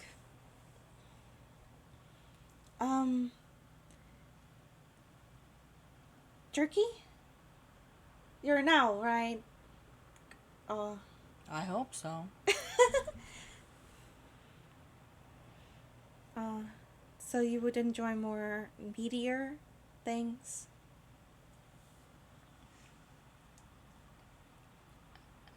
Bon gives her what she could probably guess is a humored look. What Lluvia would hope is a humored look. Yeah.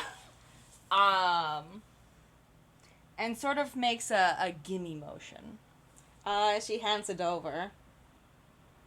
Is it in like a bag? It's in a bag. Is raw dog? Mm-hmm. Bon'll open it up. Sort of like inspect it, read it. And then reach in there, pull a piece out. Well, actually, it's probably closer to Bon delicately tears a piece off and just Pops it in. yeah. Listen, owls don't really chew. Yeah.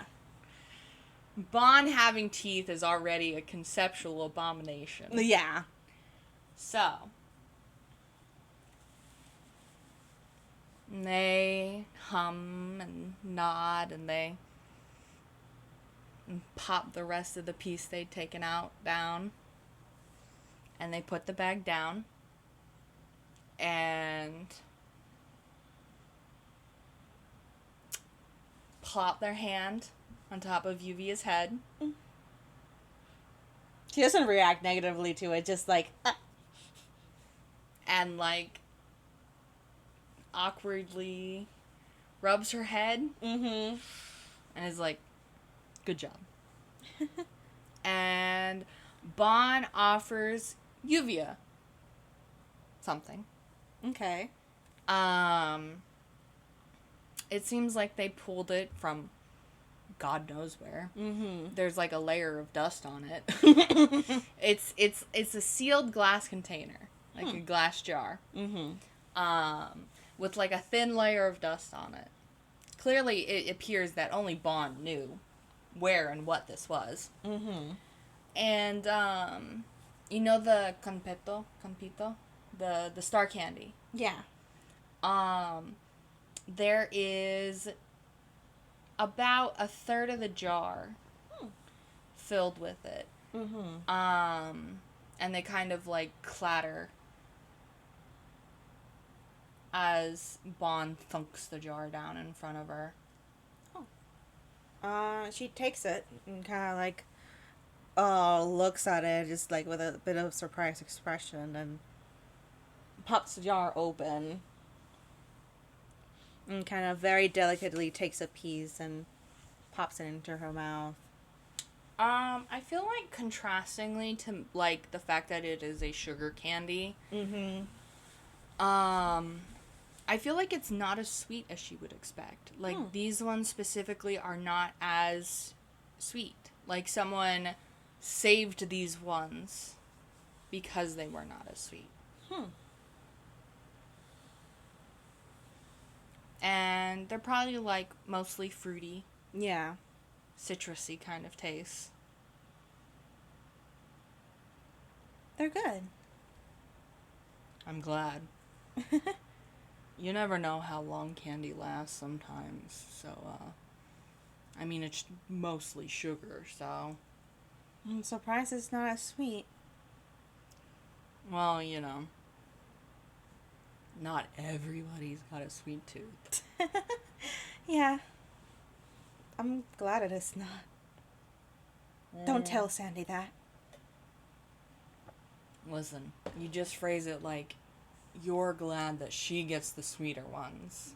And you're happy to take the less sweet ones. And then it works out for everyone.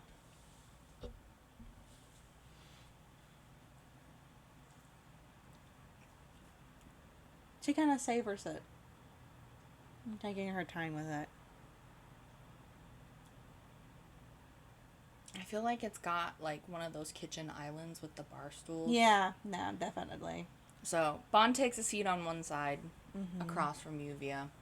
I feel like that will give Lluvia the initiative of like, I'm also gonna sit down. Mm-hmm.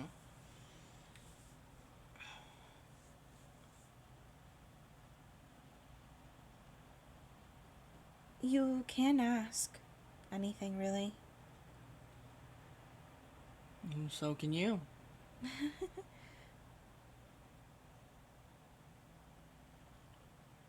Hi. My name's Bon Arlo. I've heard a lot about you. Hi, I'm Lluvia Mar. I been starting to hear a lot about you. Only terrible things, I'm sure. No, a lot of good things.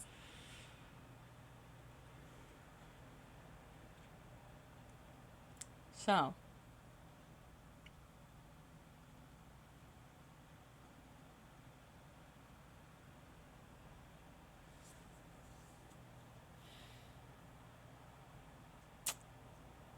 Why did you help Kankal? ooh, that's a good one. 'Cause I could. 'Cause I wanted to. Why did you want to? Bon thinks about it a second. Mm-hmm. But it seems like this is something they've thought about. Mm-hmm. Because they kind of have that answer already. And they lean forward. And they're like, well, besides the glowing reviews, I'm sure you've heard, kind of a jerk. And kind of been an asshole. I'm not exactly a nice person. I did hear there was a few arguments at the facility. We love a good argument. I love a good argument. I love bullying short little scaredy cats. I throw my weight around and I'm very pushy. A bit scary too at times. Oh, you know it. I can make an owl sweat.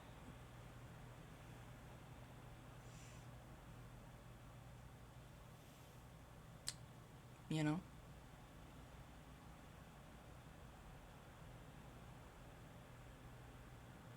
But Sandy likes me.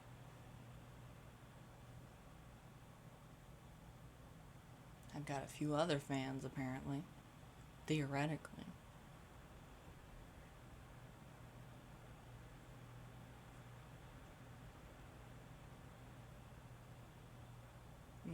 Does that mean, I'm all good or all bad or just some weird bird out here bullying tunes? I wouldn't know. There you go. Nobody knows everything about anybody.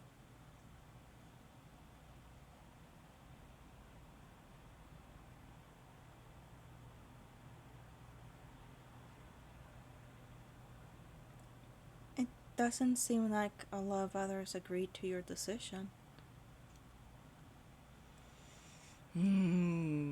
Oh. No, probably not.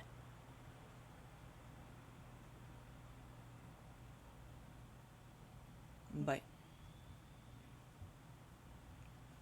go ahead. Apparently not even Kankal. No. You know what's great though?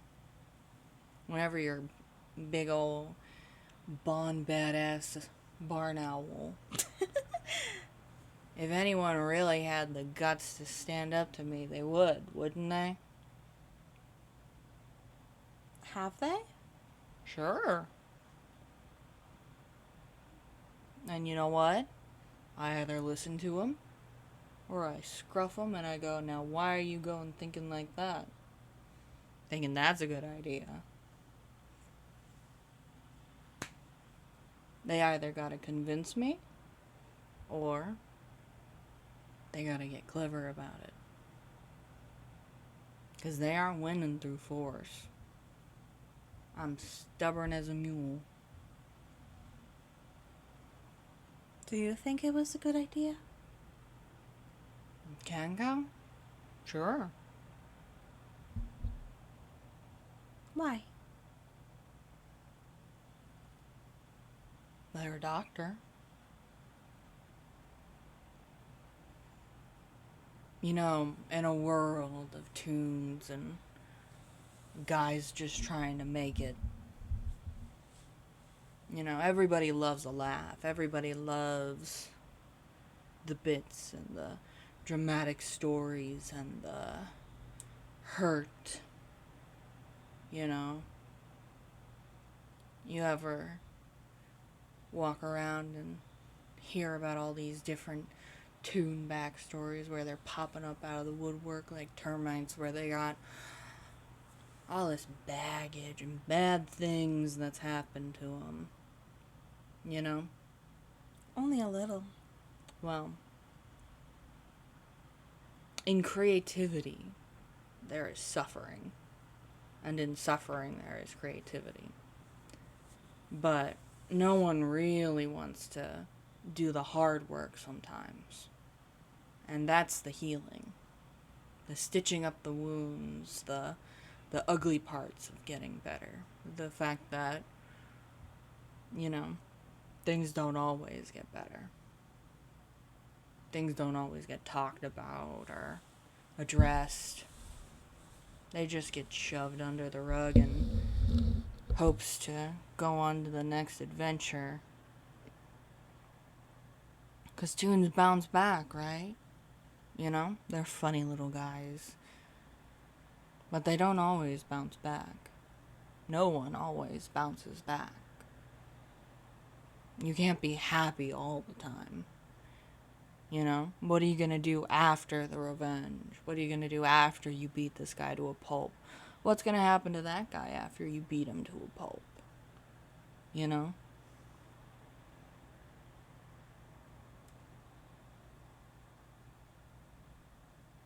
Big questions. Big questions.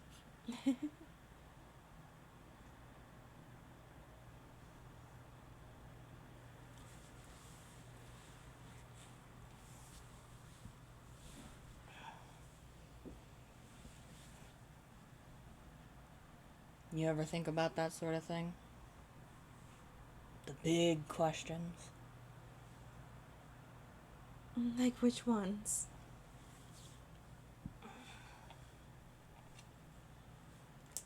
Oh. Why? Why is always a good one. I think about that one a lot. Yeah? Yeah. Isn't that why I'm asking you? There you go.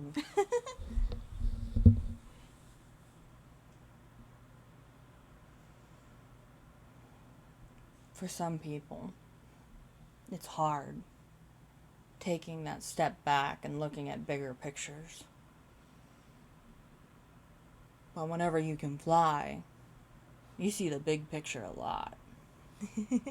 You do.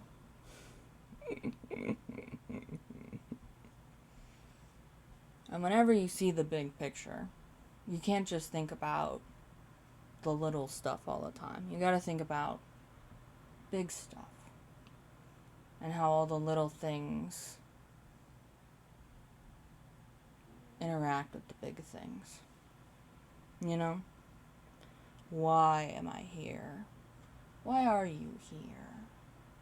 Why did I do this? Did you feel pressured? Did you feel like you didn't have a choice? You know? Did you feel like it was the only path you could take? Big question.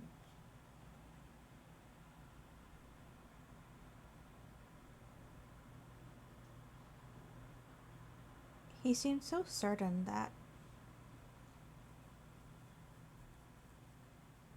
he couldn't make it better. I was trying to ask him why in some aspects, and it seemed like he just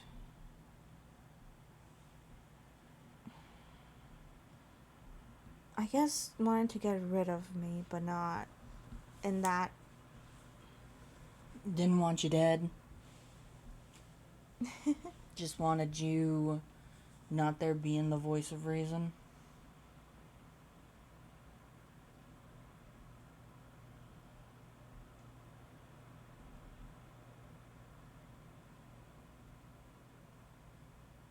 I get that. Both sides, mind you. Holes are easy to dig, but they're a lot harder to clamber out of. And whenever you've picked up the shovel, if someone's telling you to put it down, part of you doesn't want to listen.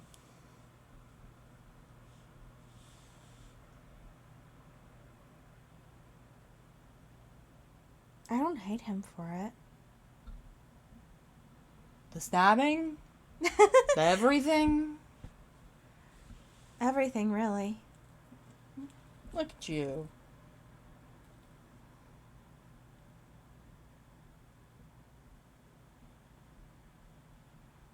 And Bon kind of leans over and taps Yuvia's hands in just a patting motion, like a good job. Do you do this often? Just taking in Little freaks. I wasn't gonna say it like that, but I mean, you're lovely, obviously. Have you seen some of the other guys that were following me around? they seemed interesting. Oh, yeah. They're a real bag of cats. I wouldn't trade them for a different bag of cats.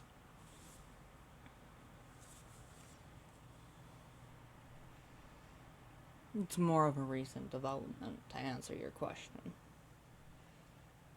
Last few years.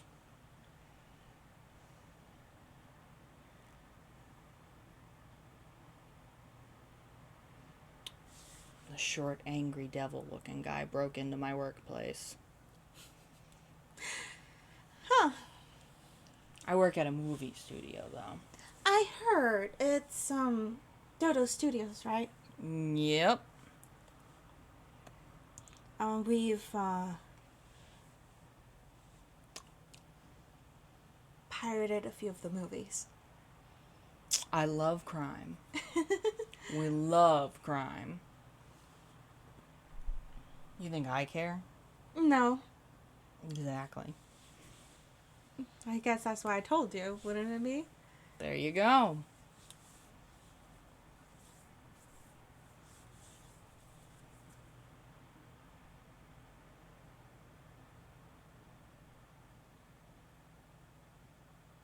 Are you close with them? Who? Your gang. My bag of cats? Your bag of cats.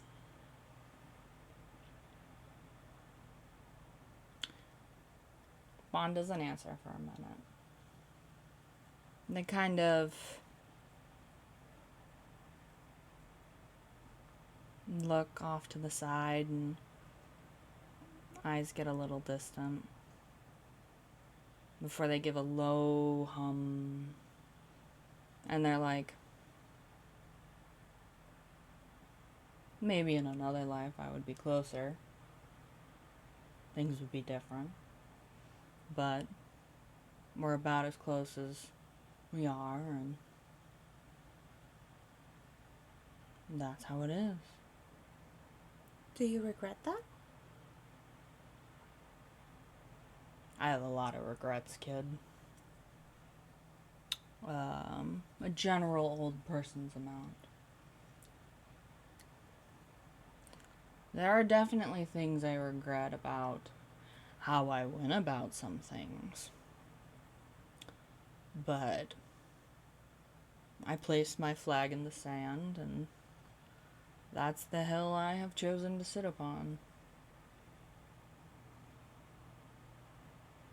I guess you're digging a little bit then. Oh, everybody digs. The only difference is I know when to walk out. Fly out? Yeah. Doesn't mean I won't see all the holes I left, but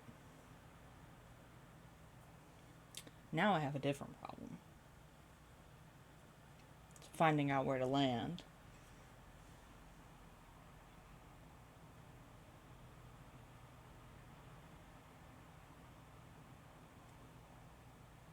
Sandy talks quite big about you. Well, don't tell anybody else, but her and I are pretty close. A bit of... Yeah, they do a little bit of yeah, happy wiggle, like a pleased puff up. yeah.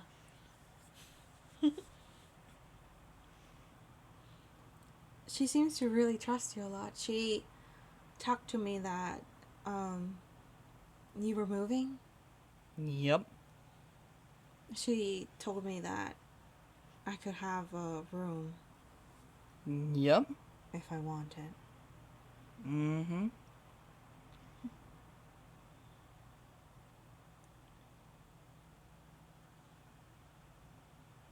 I'm a bit scared of leaving them alone.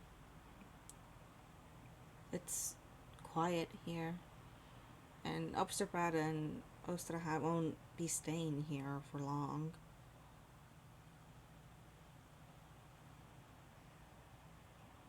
I said you could have a room.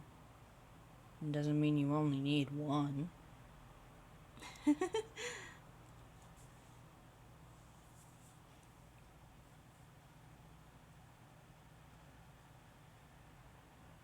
I haven't even really fully moved into any room. Well, you can pick one. You could pick one near Kankal, away from Kankal, whatever floats your goat. I appreciate that. It's just a house. It's nice having someone to open it up for you. Bon relents that and kind of nods. Do you think they regret? Kankal? Yes. Oh, yeah. Kankal's got like a regret list, like, deeper than the deepest hole they could be digging.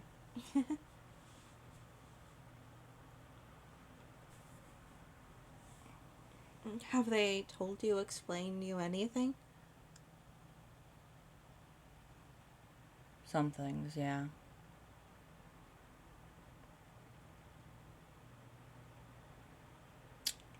Kinda sucks shit. I wouldn't know. Well, they're an alien. That would explain some of the... Everything. You know, they didn't find it very funny when I made the alien abduction jokes. Huh. You're right on that. See, it's funny. I'm a goddamn comedian savant. Maybe I should take that up. in this town with tunes. I feel like the deadpan might go well with contracts to the other kind of. Slapstick. Yeah. Well, maybe Kankal could be the other half of this comedy act.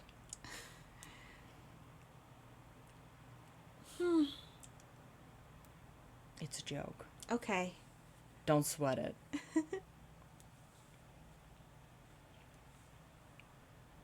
But yeah, they are as the cool kids say, a messed up little meow meow. Kankal. I have not heard any cool kids. Sorry. Listen, I work in a place full of young people and middle-aged people. And you know what's the best part? What? I can misuse all of the fucking slang I want. I have the hearing. I have the range. I'm picking up all sorts of gossip and bullshit. I know all of the slang and the meanings. Well, that's good. I haven't really caught up to much of it. Don't worry, you're not missing much.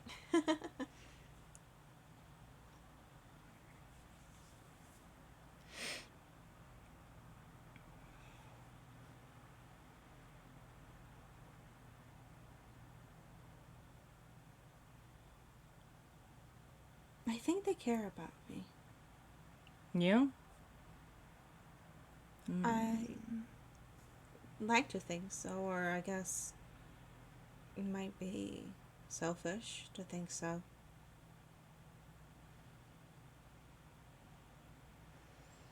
I could see it. Them caring about you. I think they're deep in denial about the idea of being allowed to care for people. It's odd.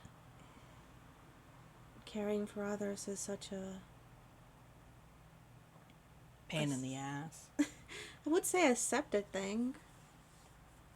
People are expected to care for others, aren't they? Generally, yeah. So what's so wrong about caring? To want to not show it. It hurts. Does it? Caring? Oh, yeah. It can hurt.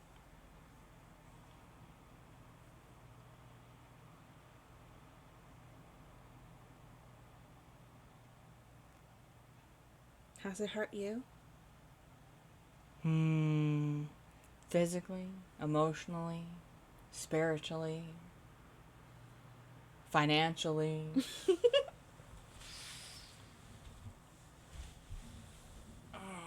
All of the above. Doesn't mean you can exactly surgically remove your ability to care. You just learn to bury it deep. Probably in that hole right next to you. The heart under the floorboards that still beats. Isn't that a poem? Mm-hmm. Well, I think it's the short story. It's a lot less romantic than what I'm describing. A little ironic though. It's something to do with a man being driven insane by the heart of someone he's killed and hidden under his floorboards, beating and beating and beating, and him hearing it every night when he tries to sleep, until eventually it drives him insane and I think he confesses, I'll be honest. It's been a long time for me on that one. Then it's guilt. I guess this what is the heart's supposed to represent. Yep, something like that, I'd assume.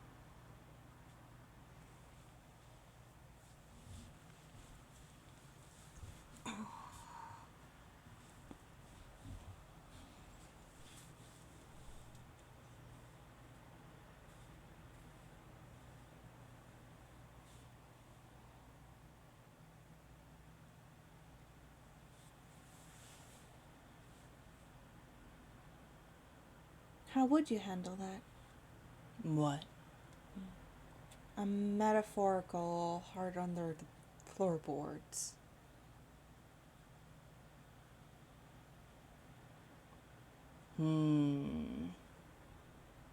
Well, you could dig it up and put it back where it belongs. You could learn to let it fade into the background, and only to have it crop up at inopportune times.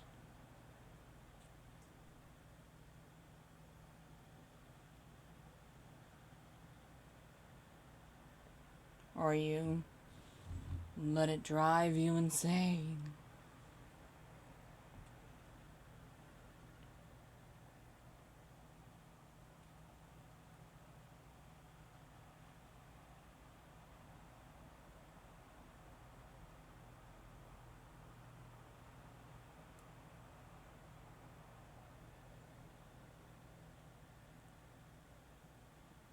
For me,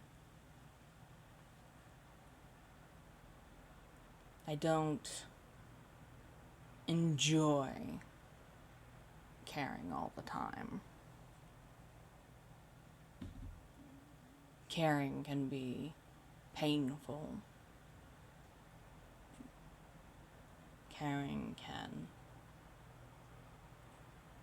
make you very emotional and feel overwhelmed by it. Make you want to do foolish things. Or make you act in ways you don't want to be seen.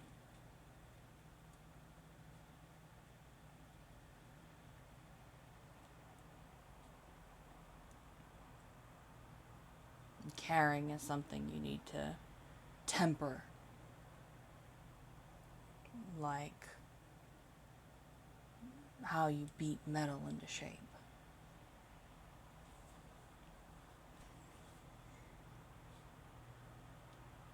You can't let it be turned into a weapon against you. But after a point, you have to accept the heart under the floorboards.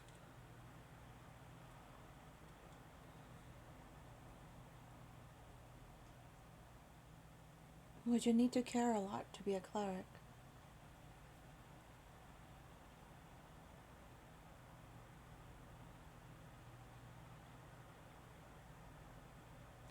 I think what's more important than caring is being able to put yourself on the sword first.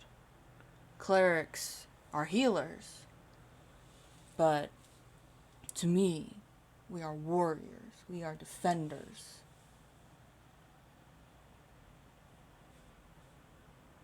Because anyone can kill, but you have to be strong and stronger to not only survive yourself, but to protect others.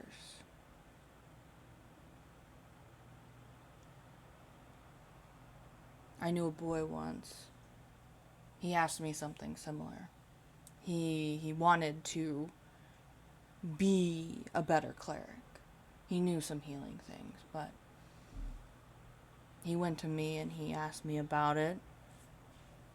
And I wanted to drive it into him that being a cleric, it's not just a choice you can make willy-nilly.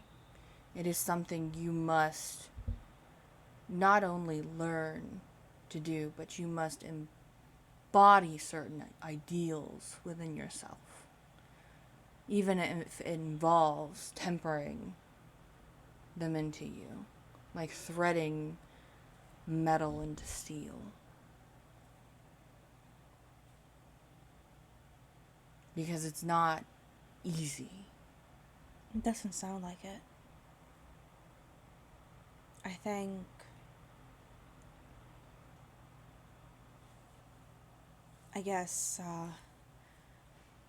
from my perception of clerics, they seemed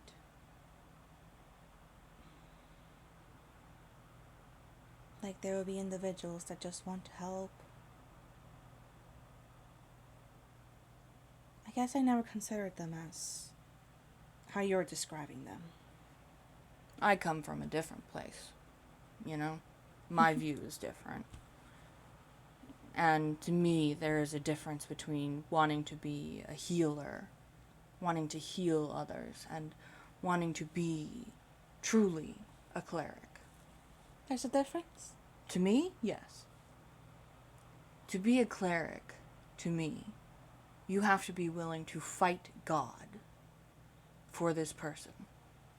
And it doesn't matter who they are. It doesn't matter if it's your greatest enemy or your dearest daughter. If their life is to truly be trusted in your hands, you must be willing to take up arms against your own God, against everyone, if their life is entrusted to you.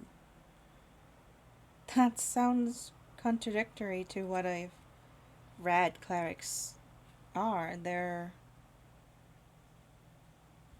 heavily tied into their patron, their god.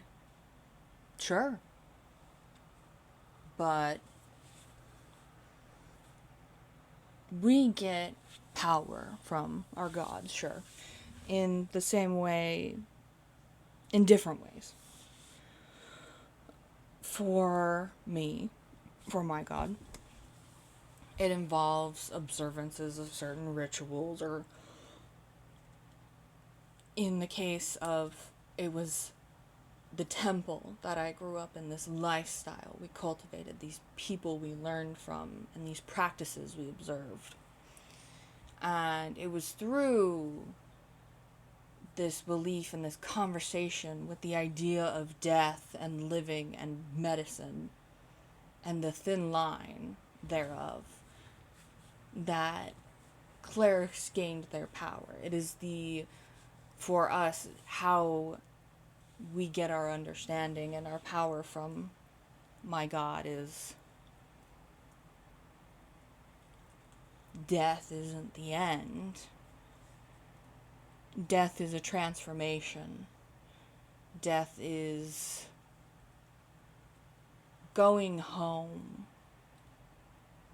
and not everyone can go home. Not everyone has a home. Not everyone can come home unless you take them. And so you have to be willing to fight to take them home. Did you have to fight for Kankal? Not with my fists, with my words, with my stubbornness. Is that what the prayer is for? Yeah, a bit, yeah. Because, no one here is my comrade, technically. No? No. To be my comrade is to share blood, to fight with each other, with the idea that should one of us break a wing, the other will fly us both home. There's nothing quite so serious that we've done here. no one here is my comrade in that way. And so I make an argument to my God anytime normally little healing is fine. It's whatever. But big healing, I make an argument. I say, this person shall be my comrade, if it must be so. Or this person is under my protection. Any blow meant for them must go through me first. I will be their shield. Even with death itself on the line.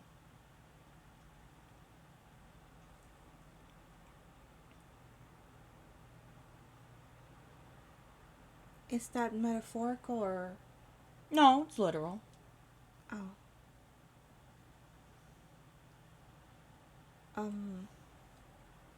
Did you have a scar on your chest? I think. Yeah. If you ask Sandy about it, she'll get real fired up, let me tell you. So, the real tall one, you know him. Funny hat. Yeah, that's Marcel. Mm-hmm. So he got kidnapped by a real freak. I know, right? How can you get that tall of a guy? You gonna fold him up in a suitcase? No, he gets Sleeping Beauty kidnapped.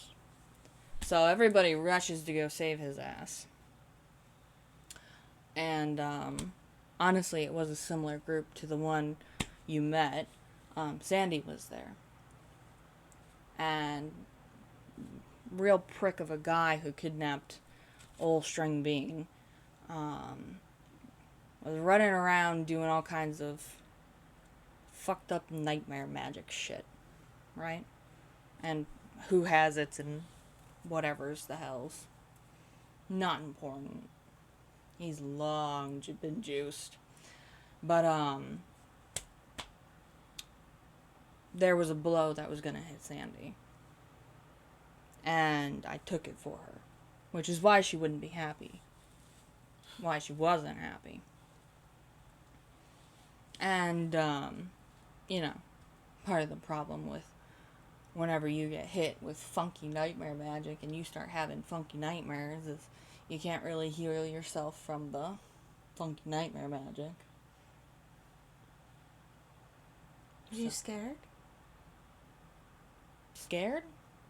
For Sandy. For you? No.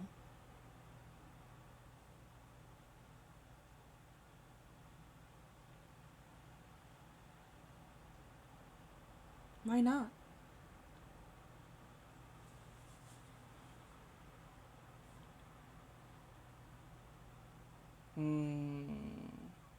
A couple of different reasons.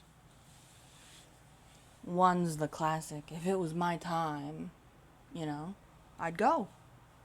I'd go home.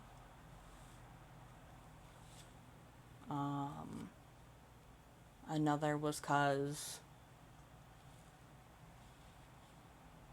any fear I had for myself was a drop in a bucket compared to my concern over Sandy's well-being. I think I would have done it too. I feel like a lot of people would have who've met Sandy.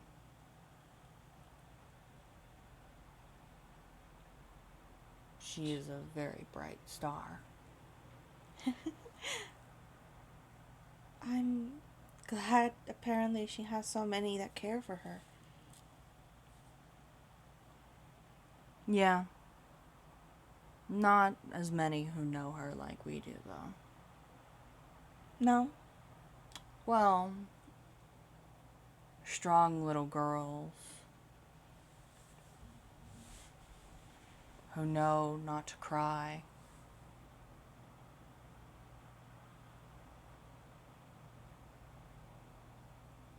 They're not as easily noticed. And I bet you know a thing or two about that. Let her know.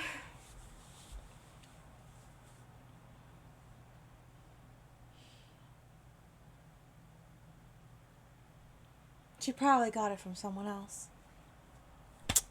Couldn't have been me. She was already like that when I got her.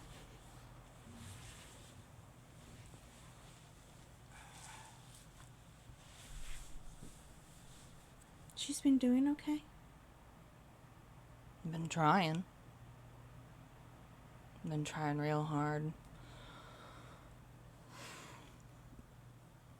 I need to talk with her again at some point.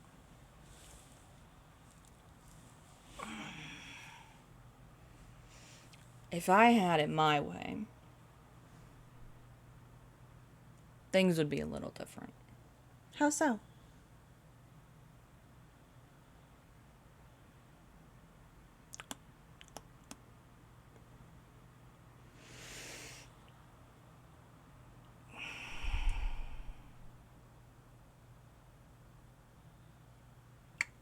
I'd be fighting people with my bare hands, for one. Who would you be fighting? All the wrong people, but for the right reasons.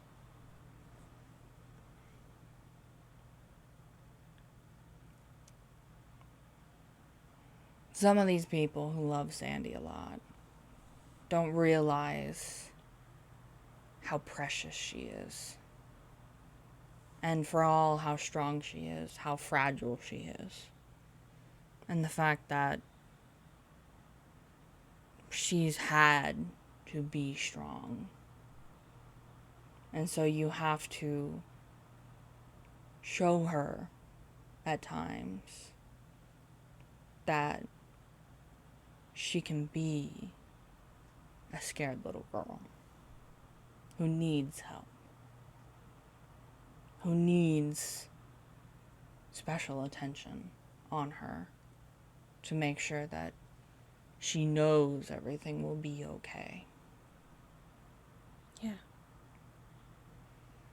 But whenever she acts strong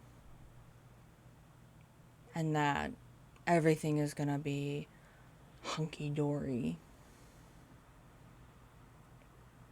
people, things are easy to not be talked about.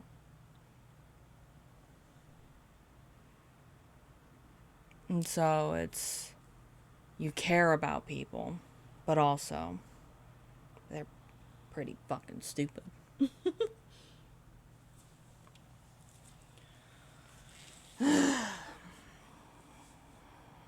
She's really smart. She is. That face says that things happened? Things always happen. I wish I could keep better up with her. I feel like some days she's gonna run me in circles and leave me spinning. Has she? Every day. But I wouldn't trade it for anything else.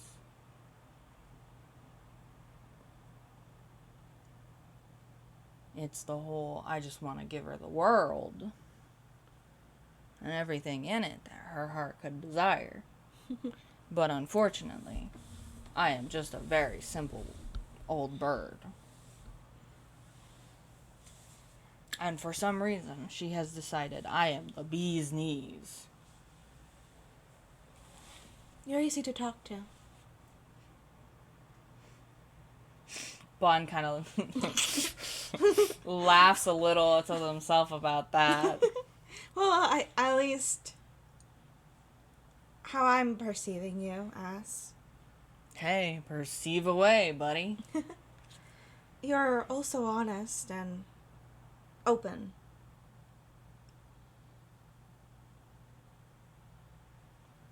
And non-judgmental.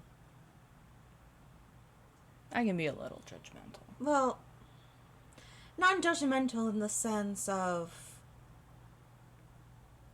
you wouldn't,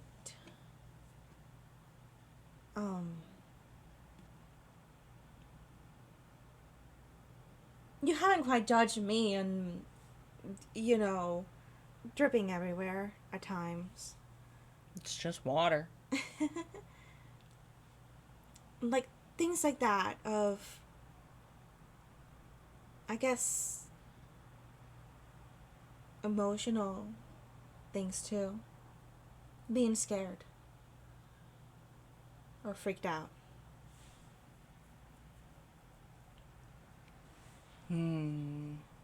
Well, it's pretty hard to ruffle this bird's feathers.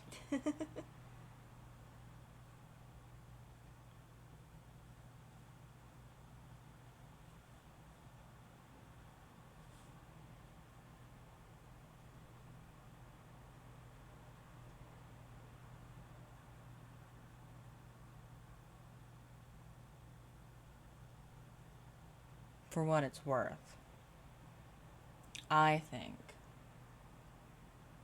you are complicated. I wouldn't know. You know. And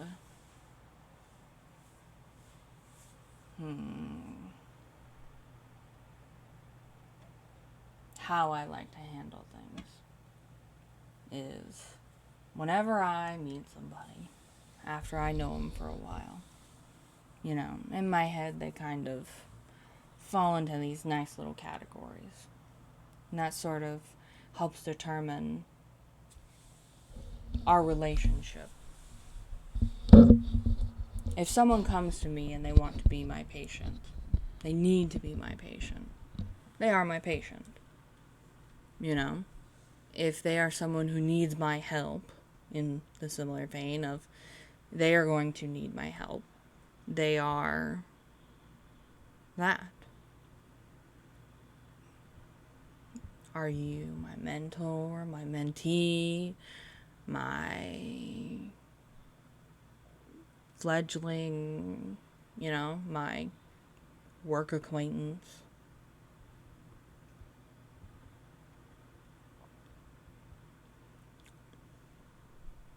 I'm guessing Kankal is a patient. Right now.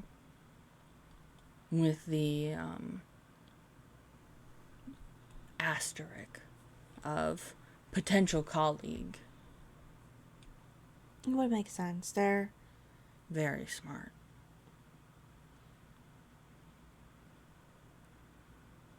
Don't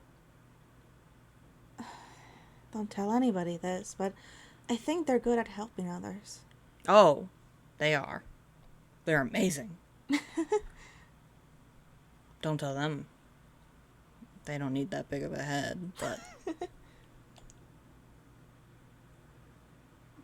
and that's part of why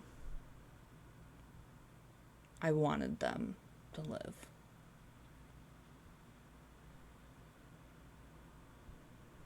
Useful? No. They can help people.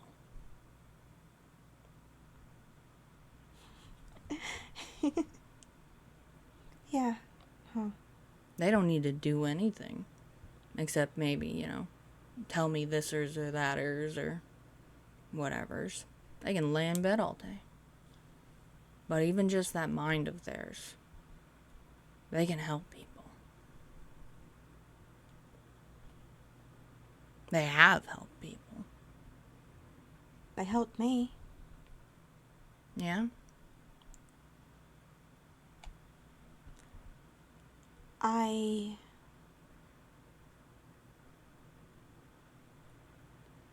My gills didn't work. I couldn't breathe underwater. And,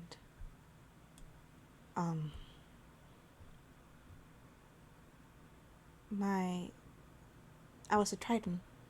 Oh.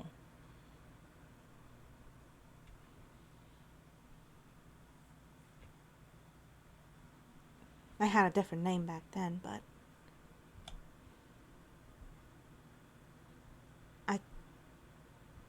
it was really tough and rough.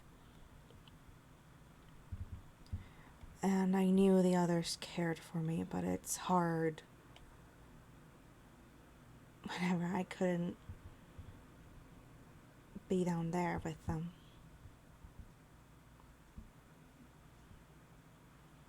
I swam away.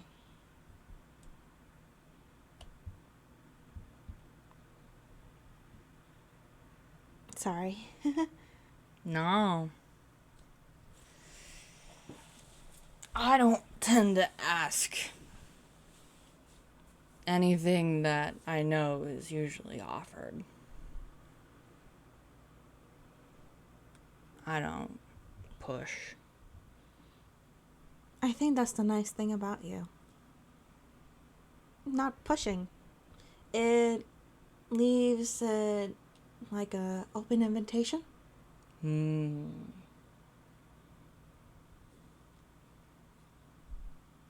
I'm not really shy about that. I guess you could say it's like tragic backstory. And she like does like A little jazz handy. jazz handy with that. I'm not really shy about it. It's what happened. I think that makes it less of a tragic and more of just a shitty thing. Yeah. Now I'm literally water, and so I can just breathe in it.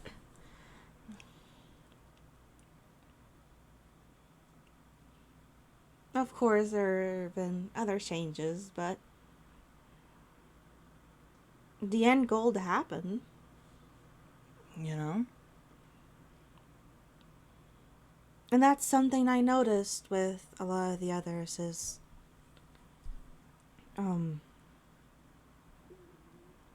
they ask for help and eventually they get what they asked for. But a hell of a way to go about it. Yes. A I bit can- of a shitty way to go about it, but Well, that's part of why I'm hoping to help rein that part in.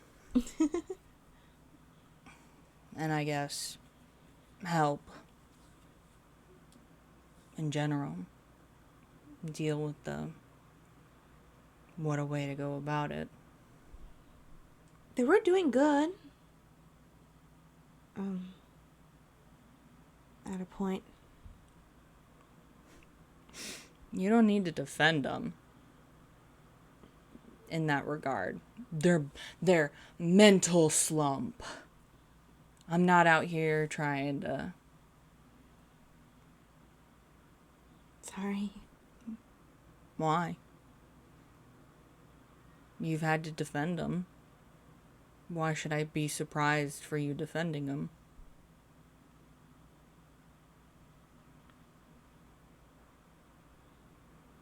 I guess I'm not used to someone not understanding. I don't know if that's the right word for it. Mm-hmm.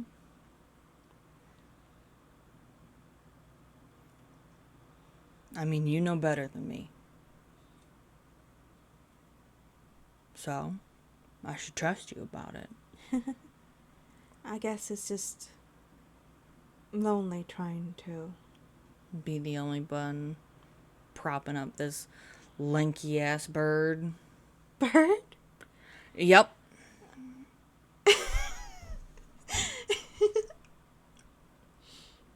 Kankal is now a bird. What kind of bird? A fucking cockatiel at this point. Maybe I'll pick a better one in the future, but right now they just look like a depressed ass cockatiel. All limp.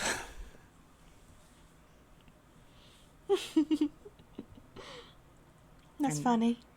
Good. Feel free to imagine them squawking the next time you hear them complain.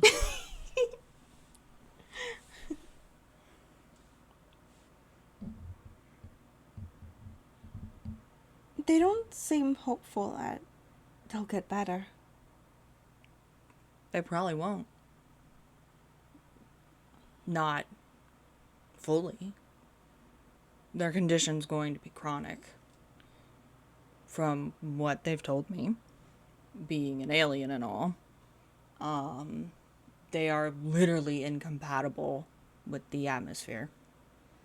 And their experiments, in part, were trying to basically figure out a way to Frankenstein themselves up until they were assimilated enough to not have as many rejections. Oh. It's a lot of complicated shit. Sounds like it. But I do have ideas on how to make it better. I was just kind of waiting for Kankal to not be so al dente. Al dente? Cooked. Oh. Limp. Noodle.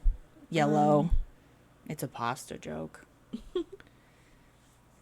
Just to get them back to an even baseline. It seemed like they were doing good earlier today. Before the stab wound? Yeah. Oh, was there something else?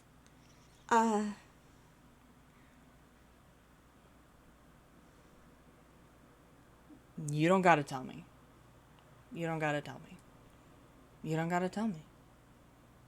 Well, I might have to tell you, they got cursed? I left them alone for 5 fucking minutes. How the hell? There are like 3 people on this island, and 2 of them are you and me. And one of them's sleeping fucking upstairs. You mean they cursed themselves? No. Oh, great. Did we have a fucking burglar?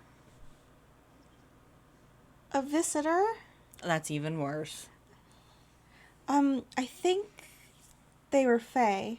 Even worse. Steadily going downhill. I fear for the populace at the bottom.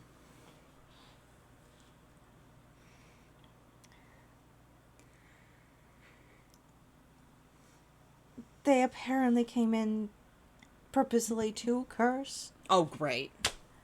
Some Cat. asshole with a vendetta. Apparently. Did they seem killable? He looked like an old man, so if it's fae we're talking about. There's no telling. Yeah. Still workable.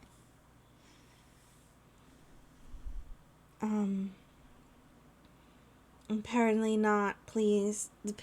I don't know how, but he found the facility and said there was too much suffering up with it. Especially children's suffering. Oh, children's suffering. Sorry. No, It's just... You're correct. Yeah? What does this guy know? Exactly. I don't think he knew anything. That's not very nice of him, then, to go around cursing people. Apparently just had an idea in their head or something like that. That the suffering was too much, too great, and wanted to curse Kankal so that it wouldn't happen again.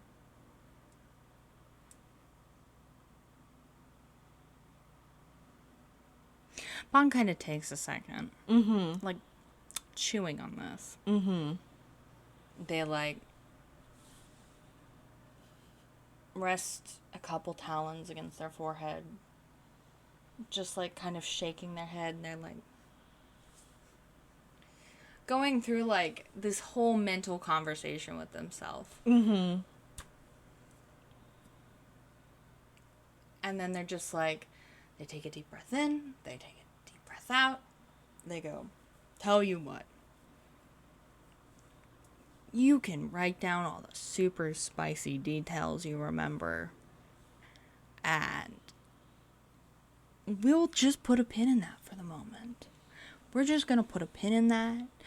We'll figure it out later. Okay. I guess the important bit is that they've encouraged to, if they inflict pain to another individual, they will in turn get it back. Feel it back. Okie dokie. So with No more meatball surgeries for Kankal. that's why I stabbed them instead of not doing what they told me to do. So they told you to stab them? Did they at least say please? Yes. Yes. Yes. Didn't even fucking say please. Damn. What the hell? Well, they got what their fucking ass asked for. I was relying a bit on you coming. I'm sorry about that. I am incredibly humbled by your fucking... Man, kid. Adult, youth, you, How so? man. It's just... That is incredibly brave of you. I stabbed them! I meant trusting me. Oh. Stabbing Kankal's easy. I do it every other day. Well, Medically.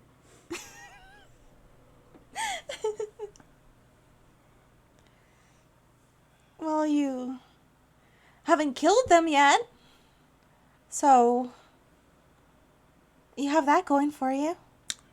Love that for me. Great review. Perfect review. I'll have it monogrammed. A beautiful plaque on the wall. Exactly. See, you understand.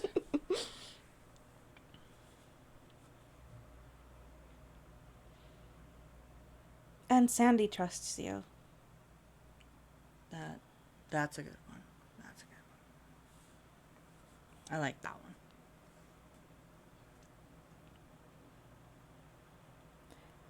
You said you categorized interactions with people. What would we be in your categorization? Us? Well, so far. Kind of a nebulous area. Like, okay. So, I don't really do friends. Well, friends is kind of weird. Okay? So there's this guy named Bob. We were coworkers. We were introduced to each other, coworkers. Kind of friends. Like, liked him a lot. He got together with a guy. Whatever. And then there's, like, Gil. He's the short guy with the horns. Yeah. He's kind of my patient. He's kind of a fledgling. He's kind of an asshole. He's kind of like, guy who gets me involved in crime and brings me half-dead birds. People. Okay. And then I fix them.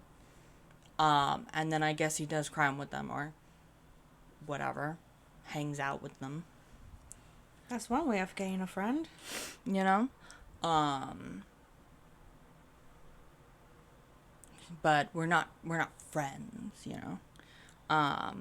There's Sandy, who is wonderful, beautiful little fledgling. Also a patient, but that's sort of more in a caretaker wrap-up. Nice little present. There's all the assholes in the studio who I spend my time doing their paperwork and cleaning up after them.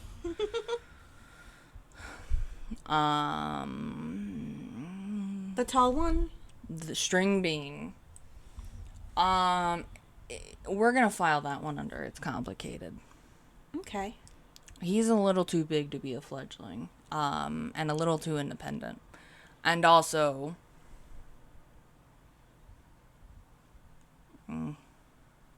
it's complicated. Same shit with Gil, too.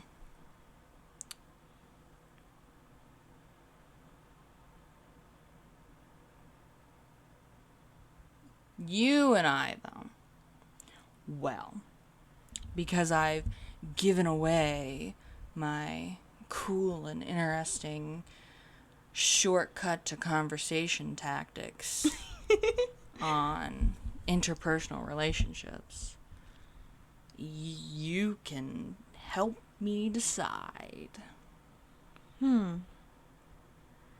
'Cause I can be your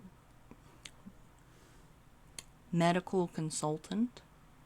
That would be a good one. That would be a good one. We like that one.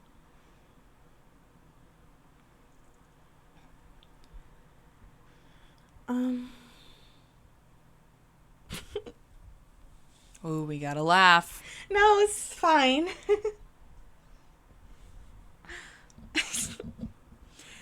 A Kankal consultant. A Kankal consultant. At that point, it's the Kankal Defense Duo. With the t-shirts.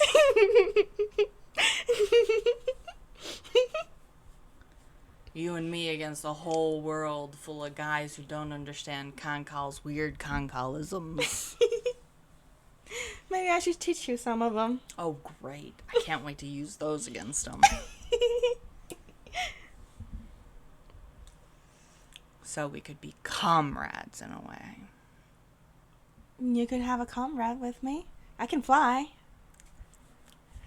Fuck yeah. I don't have any feathers, but I have some scales. You know, what are birds and fish but primordial beings of scales and feathers?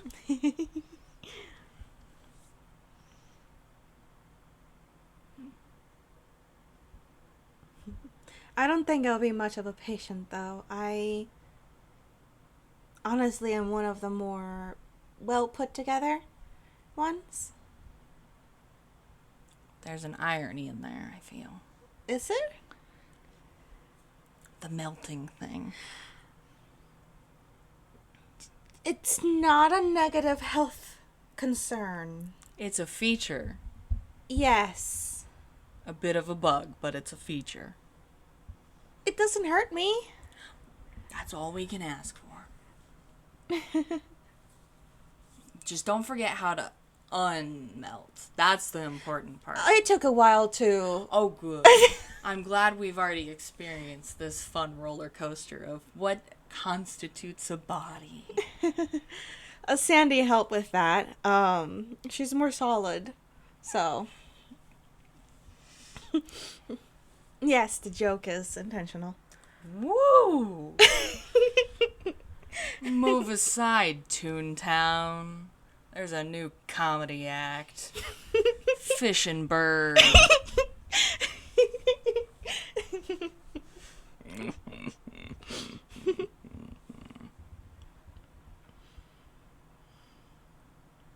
Nurse Annabelle always told me that I hang out too much with older individuals. Well, you also hang out a lot with Sandy, so I feel like the scales balance out. Well, I haven't hanged out with her for years now. You're gonna be making up so much lost time, kiddo. So, Bond's gonna like slide an arm across the table in like almost like an arm wrestling position. How big is the table? Probably about the width of a doorway, kind of. A little bit bigger. Like, Yeah. whatever that is. She has to reach a little bit. Yeah. Bon would notice that as she's reaching a little bit more, like it's kind of extends out a little bit watery. A little, yeah. Yeah. And Bon clasps around Yuvia's hand and, like, grips it. She tries to, like, also, like, grip it and just keeps giggling a little bit. And Bon very seriously is like, we're comrades now. Yeah, we're comrades. Awesome. My first thing as your comrade is go get fucking changed. Yeah. I also should put a shirt on. Preferably before Kankal wakes up. Yeah.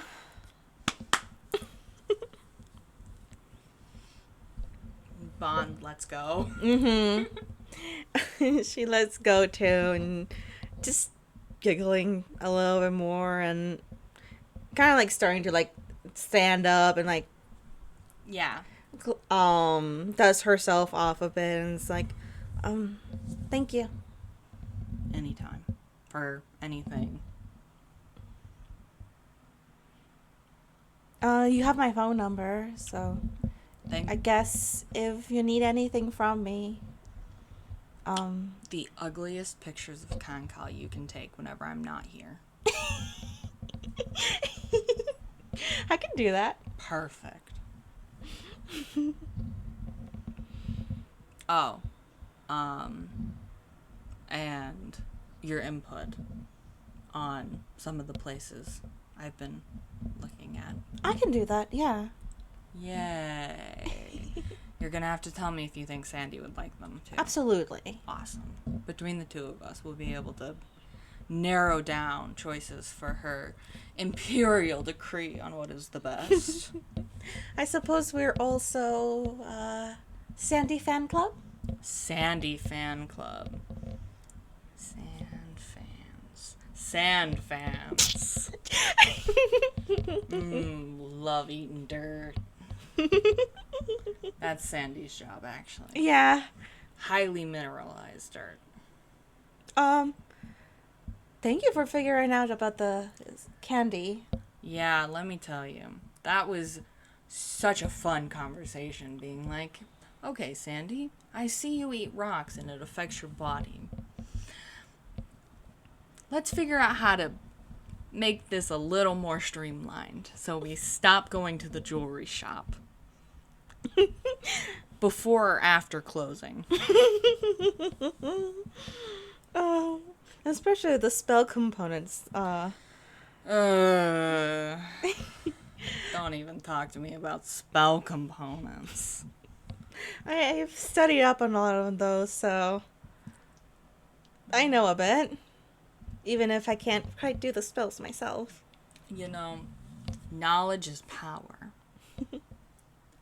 And whenever the power inevitably corrupts, we shall truly live in fear of the impressive tidal wave that is Lluvia.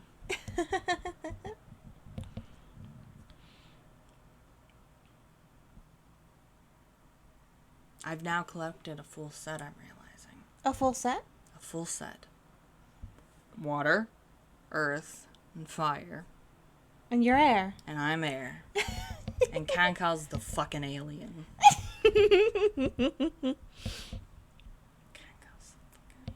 I'm never gonna be over that. You shouldn't. I shouldn't. You shouldn't be over that one. I'm never letting Kankal live that shit down. Alright. I'll get changed. I'll put on a shirt. And we'll both go check on Kankal. Okay. And maybe clean up some of the evidence. Especially the blankets. Especially the blankets. Okay.